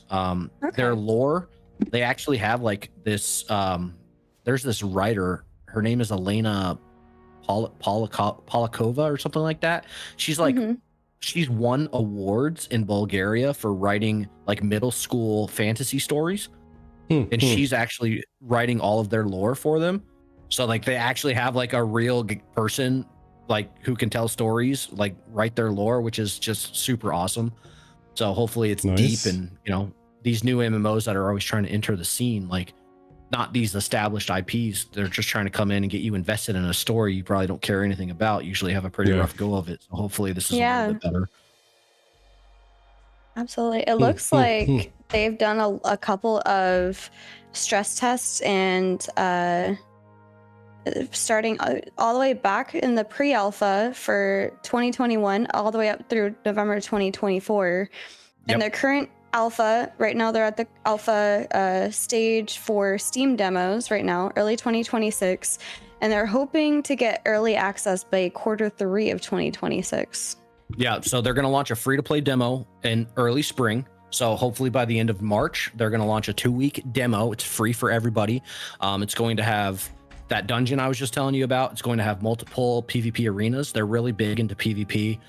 They have there is world PvP. It is opt-in. It's a flagging system. So if you don't want to do it, you don't have to partake. Other than that, you know, I'm not a fan of that. I know. So I said it. You don't have to worry. But they will have 1v1v1, 2v2v2, 3 versus 3, and mirror match arenas where you will always fight someone of the same class. Because as you know, or maybe you don't, their customization system is deep. Each class has a 300-point skill tree. It looks like Path of Exile, directly from Path of Exile. I saw that. It looks like a giant spider web constellation map. Crazy. So everybody gets 300-point skill trees, but you can only choose a portion of them. So you're going to actually be able to create and test out builds. And then they have this thing called the Scars system, where every time you level up or earn an achievement or kill a difficult boss, you will earn a Scar, which is like a power-up system. You can choose one of up to 3 options that could empower an ability. It can give you base stats, or it can completely change an ability. So between choosing your scars and choosing your talents, you can really create some pretty unique builds. So that's kind of neat, because they have a 1v1 arena mirror match where you will fight someone of the same class as you every single time. So like you could do paladin versus paladin, mage versus mage, and really test out your build and you know, kind of see where you stand. There's no auto attack, so even though it's tab target with action elements, there is no auto attack. So it will be highly skill based, just to aim your abilities, and basically if you're not hitting buttons, you're not dealing any damage, kind of thing. They did say, I did hear that there are no mouse over healing abilities, which worries me because mouse overs are supreme. I love those. That's unfortunate if that's the case. Yeah, so we might have to jump in there and provide some feedback. What else? So what you're saying basically is the game's gonna end up proving that old saying that chicks dig scars, because the more you get, the more powerful you are. Yeah. 100%. So get ready. Nice. I like I said, they're developing in the Unity engine. As I said earlier, I play a lot of Pantheon Rise of the Fallen, so I'm very familiar with that graphical style. It does look like Pantheon in a way, but it has much more fluid combat. He is a huge fan of World of Warcraft's combat, and World of Warcraft arguably has one of the best tab targeting systems in gaming today. It's super fluid, it's fast, it's snappy, it's smooth. So if they can, and he wants to be on par with that, if not better. He says combat right now feels good, but he's still very unhappy with it. So I hope he's not, super perfectionist about it and just, keeps pushing it back. But yeah, so make sure you guys head to Steam. Wishlist it. Wishlist the game. It is there. There will be a free demo in a couple of weeks. It's free for everyone to play. It's going to have open world elements. It's going to have the arenas. You get to play up to 4 classes: the Paladin, the Druid, the Ranger, and the Mage.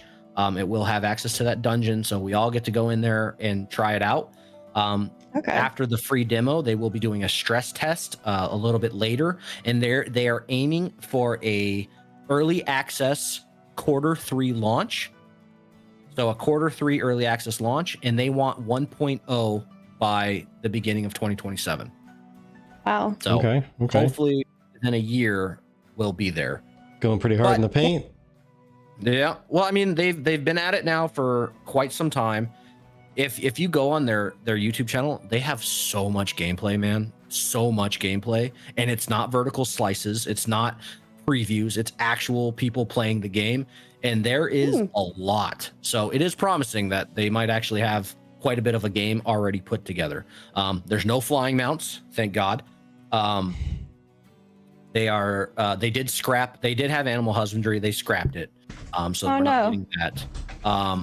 And that's Maybe it'll the be thing though, because they understand thing? that like it might. Yeah, he did say that like there's so many people asking for so many things, and he's like, that sounds like a 1.2 patch. That sounds like a 1.4 patch.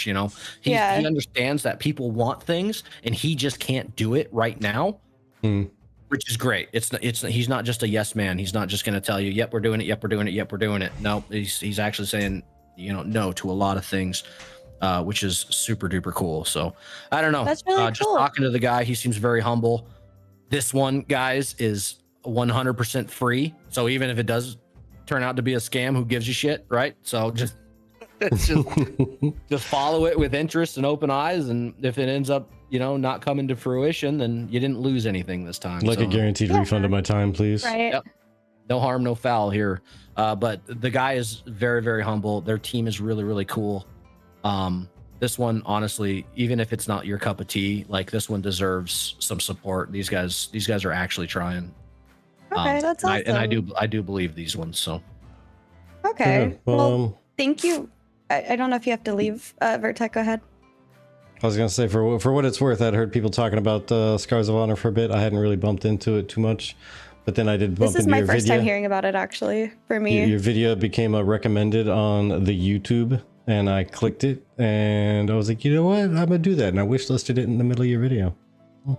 thanks, that's man. I awesome. appreciate that. That video did it did much better than I thought it was going to. Usually That's when you awesome. try to swap niches, it doesn't go Yeah. very well for you. Yeah, it stalls out But, for a quick minute. I was making the joke with Richie. I'm like, I guess swapping niches doesn't really apply when the niche you had no longer exists. So I guess it's Yeah. I guess I it's think pretty good. That was the biggest terrifying thing, I think, leaving Ashes with the way that everything happened. But I mean, to be fair, you're going from an MMORPG to a different MMORPG. I feel like it's a little easier than going from like an MMORPG to like the world's most coziest game. I don't know. Like hardcore versus like super not hardcore. Yeah. I think this one's gonna be a good one. I'm just excited to get my hands on it.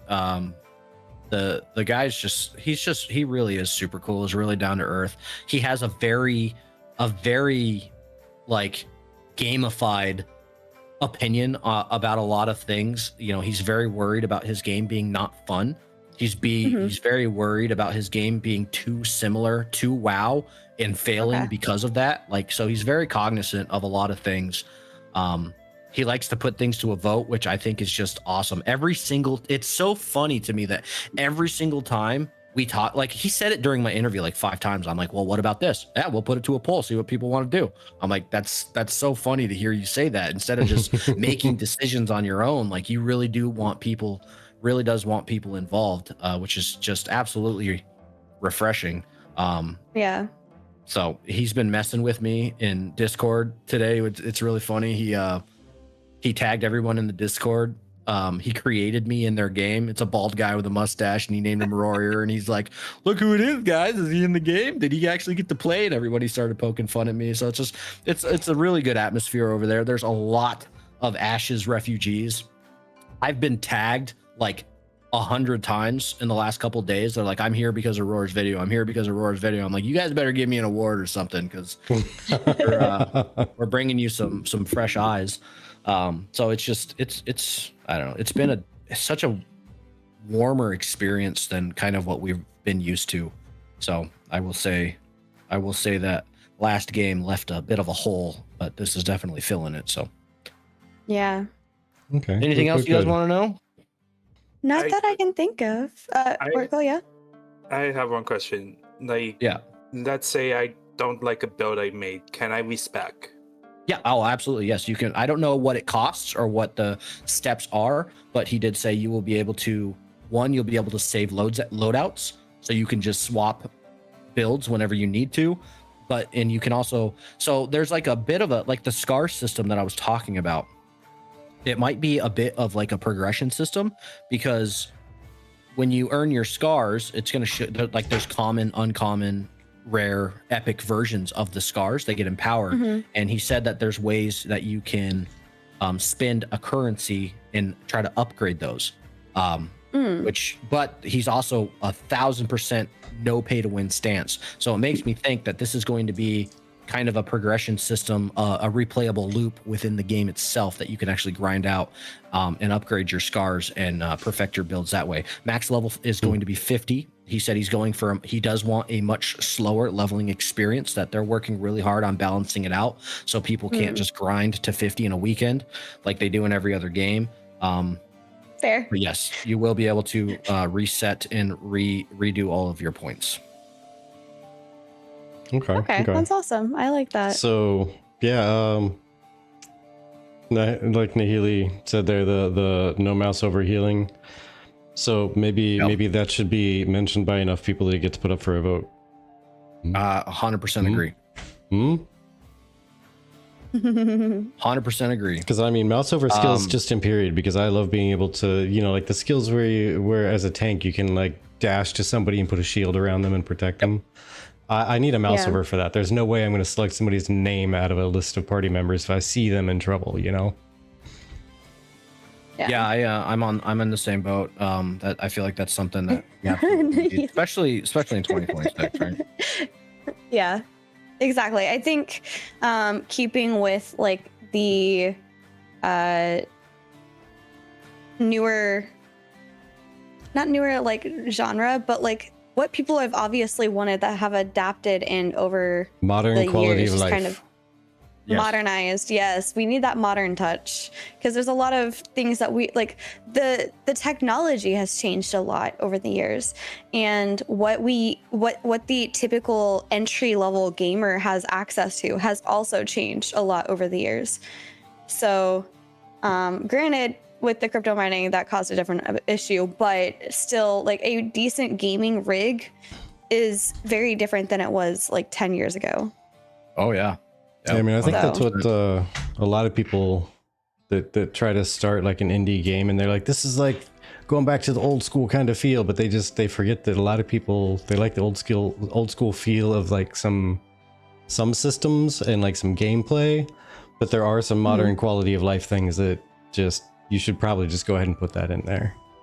You really should probably just do that. Hello. Ryan says, yeah, Nahili needs to be able to heal me faster. My Facebook did what TVs did about healing. I think that may be the only thing that prevent me from playing it. That remains the way it sounds like it is now. Yeah, if it remains the way it is, yes, exactly. I think not having the heel over and the mouse over heels, it would be something that would kind of deter me. Or I would be okay with it if it could be kind of like World of Warcraft, where I could macroize it, where I could make it mouse over heels myself. Yeah, perhaps. I do know that currently their stance on add-ons is no. But which I think is kind of neat. They are building the ability to have add-ons into the game, but they're leaving it basically at the flip of a switch, where they fully understand that if they cannot deliver on some UI elements and customizations that the players are wanting, if they cannot deliver, then they will flip that switch and allow us to make add-ons, which is kind of neat. So they're going to try and do it themselves first, which is respectable. Because I basically asked him, I was like, look, man, in a lot of modern MMOs, these games have become so sophisticated that we have a lot of stuff we have to track. You got to track cooldowns, you got to track debuffs and buffs, timers, status effects. You have to track so much. That's one reason that add-ons have become so prevalent in, say, World of Warcraft, because the classes have become so complex that if you don't track these things, you're not playing your class. I said, so what are you guys doing to be? You got a 300-point skill tree, you got the scar system. You're no doubt going to have some crazy stuff that we have to be, aware of and track in the middle of combat. What are you guys doing to provide a solution? He's like, nothing. I was like, well, that's kind of rough. He's like, we haven't made it that far yet. So I was like, well, that led me to the add-on question. And he basically said, if players want them and we deem that it's something that we can't do on our end, then yes, we will turn it on and let you guys, become the developers. So that's kind of neat that they're not against it. They're not for it. So they're leaving it up to us and what their capabilities are as a developer, which is really, really cool. My only red flag for this entire game is mobile. They are going to do a mobile counterpart to this game, which most people, when they hear mobile, assume that this is a mobile game being ported to PC. It is not. They are developing it first and foremost for PC, with a mobile version coming later. And Vinilin completely understands that because this is a PC game first, there will be some content on the mobile version that players are just not going to be able to do because of the capabilities of the platform. Like high-end dungeons, difficult raids, probably high-end PvP. Like there's going to be some stuff the mobile guys just can't do. So that is my only red flag. Mobile usually means crappy monetization, really weak game systems, watered down content, stuff that you can perform on mobile. So by the time you get to do it on mouse and keyboard, you're like, this is boring and terrible. I don't want to do it anymore. So that's my only red flag, but we'll see. One counterpart is if it's supposed to be like a companion app, like not necessarily play it on there, but like do companion things. Like I think Final Fantasy has a companion app where you can kind of do something with your storage or send like your little NPC person off on like a quest or something while you're away from the game. From what I understand, this one's supposed to be a full mobile version with crossplay.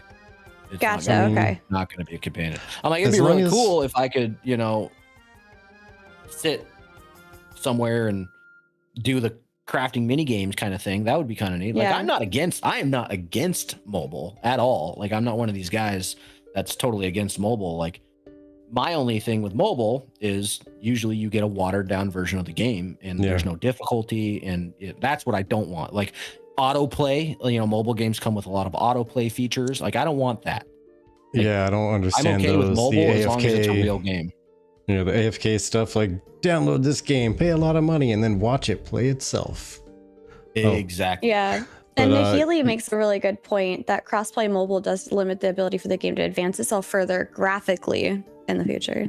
Just as a side note. I mean, they can always scale stuff down for mobile, but I think as long as it's crafted as a PC first, or honestly even console second or whatever, like if they wanted to do console stuff too. But either way, like PC first, and the mobile is just, hey, if you can do it, feel free. We're gonna give you the tool to get it done, but if you can't, don't blame us. We're trying to help out. Like that, that'd be fun, because then you could at least, you know, pop on and do some crafting or something like that when you're, you know, waiting in line at the DMV or whatever. Yeah. Right. Like yeah, exactly. I'm 100% all for a mobile version. Just don't make it take away from the actual game, and I think everything will be fine. I suppose that's my current only red flag. I suppose we'll see how it ends up turning out in the end when they do release that. Agree. I do know it's coming later, so that's not something they're trying to do at the same time, which is good. Again, they're not spreading themselves too thin. I will say that the guy they have on their live streams, I don't know his name. He's their lead content designer. And he sounds like he knows what he's talking about. He reminds me of Jeffrey Bard. He knows what he's talking about. But I looked him up on LinkedIn. I went deep, guys. I went deep. Okay. I was scarred. I was scarred and beaten after that last one. So I started looking up people's histories and Googling things. And this guy, their lead content designer, has a massive background in mobile gaming. He worked on a lot of Disney mobile games. So they do have, but he does sound like he knows what he's talking about when it comes to like MMO systems and stuff. So hopefully that translates well. But yeah, I went real deep looking up all kinds of people. So wanted to make sure that the people who are standing in front of the camera feeding us all the information this time were actual game developers. I like it. I like it. Where we're at. But yeah, I got a video coming out tomorrow. It's a 20-minute video breaking down the factions, the races, and the classes. Kind of going over, you know, what your identity is going to look like in game. I got a couple more videos breaking down systems, so just keep your eye out if you're interested to get more information about it, and make sure you guys wish list. The demo's coming. Wish listing really helps them out. I think he said he's the #2 most wish list MMO right now on Steam, which is good. Nice. That looks good to future investors as well. Yes, absolutely. And it's all free. Like there's no harm, no foul. It's all free. Yeah. Cool. Fingers crossed for that. All right. Later. Bye, guys. Take care. Wait. Thank you for the stretch there, Bean. All right. So yeah, like lots of niftiness to look forward to with that one, I think. Yeah. I'm sorry. I probably shouldn't have looked. I'll say bigger MMOs do seem to utilize their own engines too, just a random observation. Yeah, that's fair.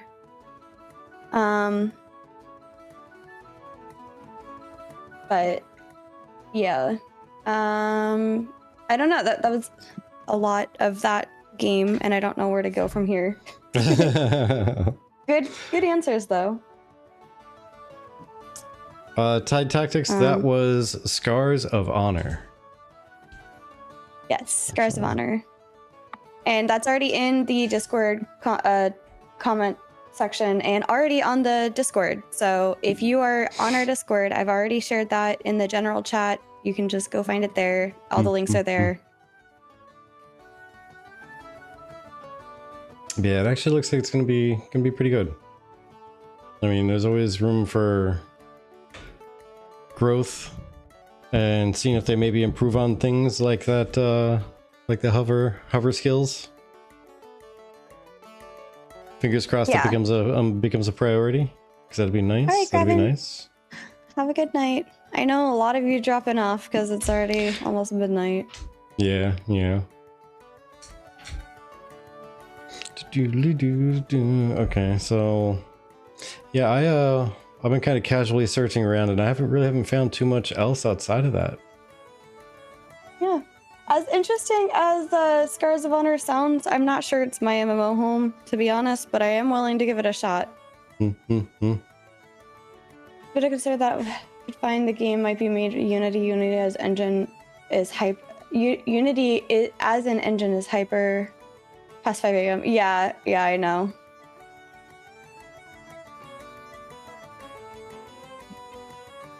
Yeah, for me, I'm definitely gonna be on that crafting journey, going to each MMO, checking what they have to offer in that regard.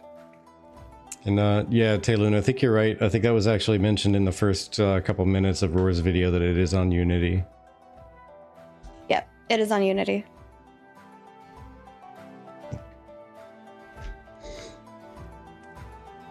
But man, so many options. Actually, there's even this one here I bumped into. It looks like it's this one is an MMO, a massive sandbox survival game with epic battles, dynamic exploration, real-time conquest. Dominate the servers of up to 15,000 players in a living, breathing dwarven realm of war, trade, and ancient power. Mithril. Yeah, Ryan. Yeah, a lot of us are feeling that way. Light and Fire may be a good one for you to keep it. Yeah, I mean, I'll consider it. I'm more so looking for an MMORPG. I don't want to do a co-op. For the podcast to work, it needs something that's actually going to live long term. And I feel like co-ops have a season. But that being said, we don't just do MMORPGs. This is just all we're looking at right now is just MMORPGs.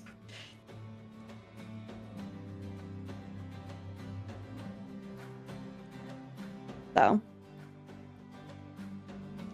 In terms of dedicated servers, I'm going to be taking a look at Cubic Odyssey. Seeing if anyone is interested in that. At least within the guild. Yeah. See, what was it? Yeah, maybe Nahili. I just the whole point of this is for us to go through and feel what feels good for us specifically. So Yeah. we will see where we land. There's a lot of things out there. There's a ton of stuff. Granted, at the same time, it feels like there's not enough. Yes. It's a really awkward thing to say, but I feel it just while I'm looking around. I'm like, there's so much, but so little. I think it's because everything's kind of dancing around like our ideal feature sets. Yeah. Yeah, exactly. Okay, so I suppose that might be... Hi, Drew. Since you just joined us, yes. So the whole point of this tonight is Vertec is probably about to say something. I don't know. Are you trying to wrap up, or are you just trying to show like that's? I was gonna show the list on the screen and say I think we've just about added everything that could potentially be on the list. I mean, we could epitome. Epitome. Oh, I totally forgot to bring that up when Roar was on and be like, when's your epitome video coming out? You're gonna make me feel a certain way. But to address the question that Drew asked, yes. So the list of games that you see on screen are intended for us to go through and look through not only what MMORPGs are out available right now, but give our thoughts on them. But also, I mean, maybe one of the questions from the Tavern Keepers is gonna be, what are you looking for specifically out of your favorite MMORPG? Not out of the MMORPG genre, but like, what is like a defining feature that you care about a lot? And then I think Vertec and I can add that to the list of requirements for things. But yeah, Uncharted is definitely not an MMORPG, but it's just one of those things where we want to try and get a good list of base questions that you guys care about. And I think Vertec, the intention is for you and me to do our own personal tier list, like based on like what we currently think at a glance or from our last experience. And then I'll also get like as many people that want to go on the journey with us as possible. That way we could also have a separate rating for like the group's overall opinion as well, like a balanced out, averaged out opinion.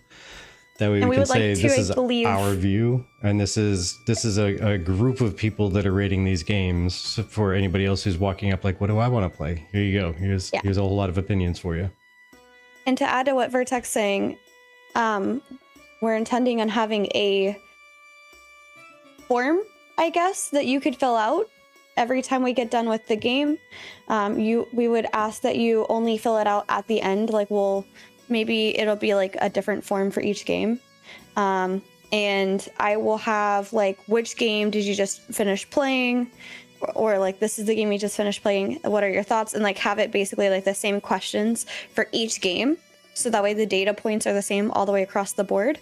And we'll kind of combine all of those data points together into a community ranking and our ranking separately.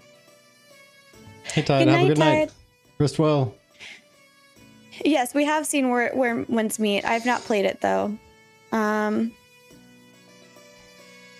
Yeah, I don't like the gacha on the cosmetics though. It's not really something I'm a fan of. I like cosmetics. I don't like gacha cosmetics. Like, no thanks. Vertex already seen me rage when I don't get my waifus in Genshin. Yeah. I've raged when I don't get my waifus in Genshin. Or waifu's weapon, like that stupid bow. Yeah, I mean, one exception. I'm only okay with gacha if the part that you can earn in game that's a currency can be used on the gacha is something that is not time gated. Genshin did really, really well with giving you so much currency in game that you could easily do like 2 to 4 pulls per season initially. Yeah, it was a handful. I think it was pulls. Like 4 or something like that. It was like a 10 pull pity system or something. Yeah, and there was like a good like 4 up to 4 like 10 pulls that you could do. And then eventually they hit a point and just like cut that, and then you had to grind really hard to get kind of any, and then you basically had to save it for scraps. Just to like, well, I hope the waifu that I really want comes out, or oh man, well, do I want this one or do I want to wait until the waifu that I was waiting to get comes out again? You know, ESO's already on the list, Gut Score. Yeah, people like me really need luck protection. Yeah. What about Ruins of? I can't remember how to pronounce that. The one we. Are you talking about the indie game that I put in from Cozy Quest? That's something I'm checking out for Cozy Quest. That's not. I don't know. I think that's something that they're still doing testing and stuff. I don't know when it's actually coming out. So. But yeah, we got a lot of games on this list. I mean, we got 23 games on here. There's even a couple on here that are kind of silly entries, but at least to say that we took a peek at them. Yes. And we're aiming for 5 to 10. So like Dofus, we're trying to pare down right now. I have no illusions that we're going to end up like trying to go for Dofus, but to put it on there. Yeah. I put it on there just 1 to humor, but 2, like Vertex may not be able to do Mead Quest on the last Monday.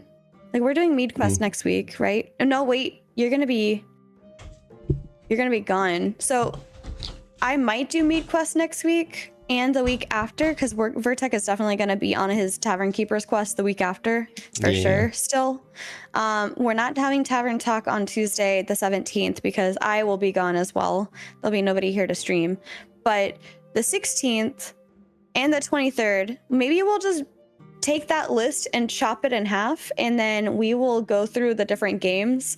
And you know what, Vertex, if we want to off stream go through the ones that we're probably not going to be putting on that list, I can make that the 16th live stream night where we just check them out, get them on the screen, let people see what they look like, what the websites look like, or what they're all about. And that way, if that's the game that calls to you, you guys can have the ones that we're not really going to be checking out because we have to narrow the list down somehow. That we do. But we also need to start working on the likes and dislikes. Yes. So by all means, folks, let us know your likes and your dislikes that are objective, quantitative. Like you can look at it and say it does offer this, it does offer that. So I'm gonna actually put the on qualitative. I'm putting master graphics. all the games. Probably not. And we'll just delete them over Also, here. I'm gonna do like because I at least only have half an hour. I'm probably not gonna sit here a whole other hour getting Oh likes yeah, I'm and not gonna dislikes. sit here for all this either. Yeah. No, I But, was just mentioning that we got to start on this too, and trying to call out to the it sounded call out like to the you were community. like the next part of it tonight is send us some stuff. I was Send us some like- stuff. We can even get a Yes. forum post on that, just so it's separated out. And Well, that's the beauty of not forum posts, because I'm not trying to do forum posts, but that's the beauty of us trying to do the question of the day from the Tavern Keepers. So that gives me 2 of them. Mhm. So now on to the So- second half of the stream. Yes, we're Yeah, halfway through. We're basically. halfway there. Most fun I've ever had is Alids on Alids. I don't know, online. Not Alids, recommend. Okay. Yeah. Well, that's like Shia. That was basically the same kind of thing. Like you could absolutely go through and become a demigod in PvP or PvE for that matter. It would take a really long time, and your final pass on it, because you have to keep re-leveling your character to progress. It was weird. It had like a beginner character, and then you level that one all the way up, and then you reset it down to like a hard mode, and then you level that all the way up, and then you reset it all the way down to ultimate, and you start back at level 1 every time you redo it. It takes more experience to level you up. It takes a lot longer, but you're also like twice or 3 times as powerful. It was a gigantic leap in power. Is that the game that you paid too much money for? Yes, I paid And- far too much. I've figured out Okay. that I paid for 2 months in a row. I paid $600 a month for this game. And I said, yeah, that's it. I'm not doing this ever again. Pay to win is just not my, no, I can't do that. I can't do that. Yeah. Because the ultimate mode character, it was insta-death unless you paid money for these items that let you resurrect. Yeah. And they were like $15 each. Whew. The amount of money people spent on PvP was insane. Oh my gosh. Did you say But- 600 a month? Yes. For 2 months in a row, I spent about $600 a month, yes. I But didn't come close to Ashes. Yeah, it was far more than I spent on Ashes over the course of a couple months, but yes. yeah. If that would have kept up for very long at all, yeah, I would have spent more money on a free-to-play game than Ashes. Oh my god, it was Yep. a nightmare. Yep. That And level that's of how pay for Vertec power, realized he had a no. problem. Yeah. But alrighty. Well, thank you guys. Most average spender of the game. I mean, probably. quite possibly. But thank you guys so much for joining us. That's all I have, Vertec. Do you have anything else that you wanted to talk about? Not necessarily. Just these likes and dislikes. We just gotta, between you and I, start making our list. I was thinking of doing Yeah. something like a 1 to 5 multiplier, or even a 1 to 3 or a -3 to +3 or something for a multiplier. So if this happens, like it's gonna, I don't know. We can figure that out. Either way, like how much we like something, it's gonna scale harder. Like if there's pay to Okay. win, it's gonna hurt a lot more than like I don't know, isometric. Maybe the game is really excellent, but it's isometric, and you're like, I might be able to deal with isometric. Yeah. But if it's a really cool game, but it also has insane pay to win, that's going to be a huge multiplier of no, just no. Yeah, exactly. I see what you're saying. I was like trying to wrap my brain about what you were trying to get at. But yeah, if we check this box, it's going to be a bigger negative than if we check this box. Yeah. So far, we just I have think I 3 absolutely no.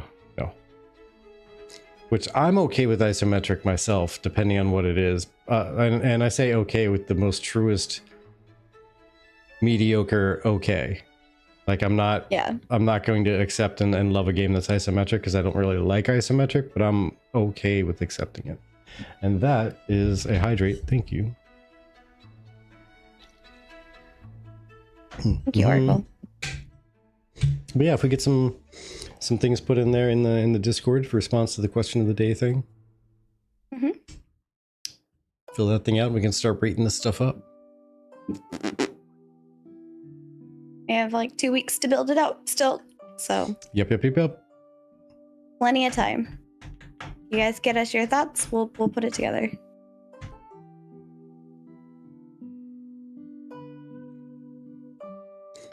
But yeah, I mean, we could probably start packing up shop now, I do believe.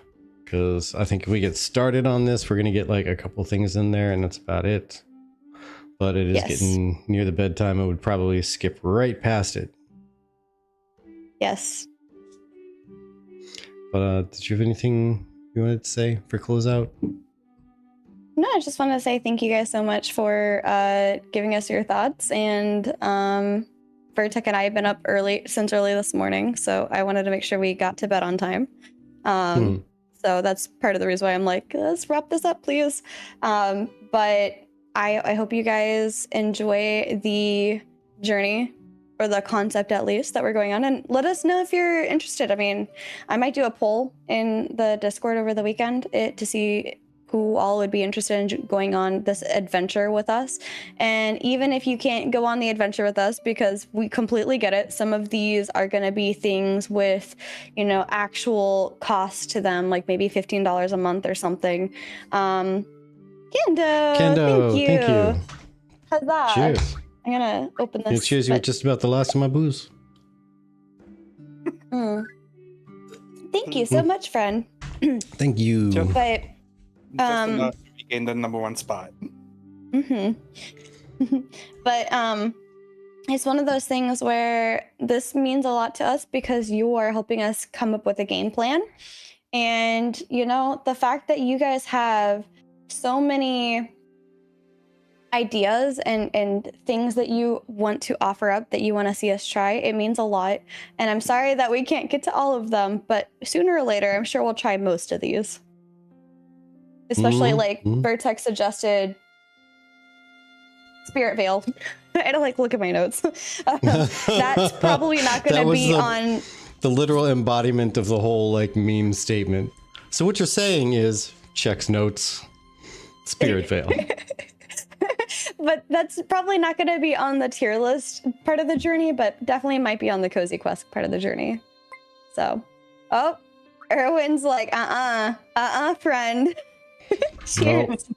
Time to pop open that potion of fireball. Oh wait, yeah, there you go. I forgot to. Sir. Haha. Sir. Don't die. Says Erwin.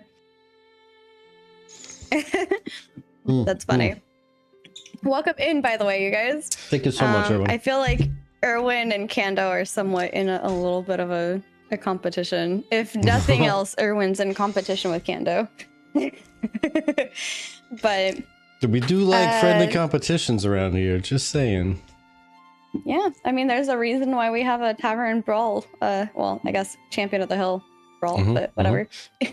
Oracle, do you have any last things? Because I think I've already picked out who we're rating. I have a job now.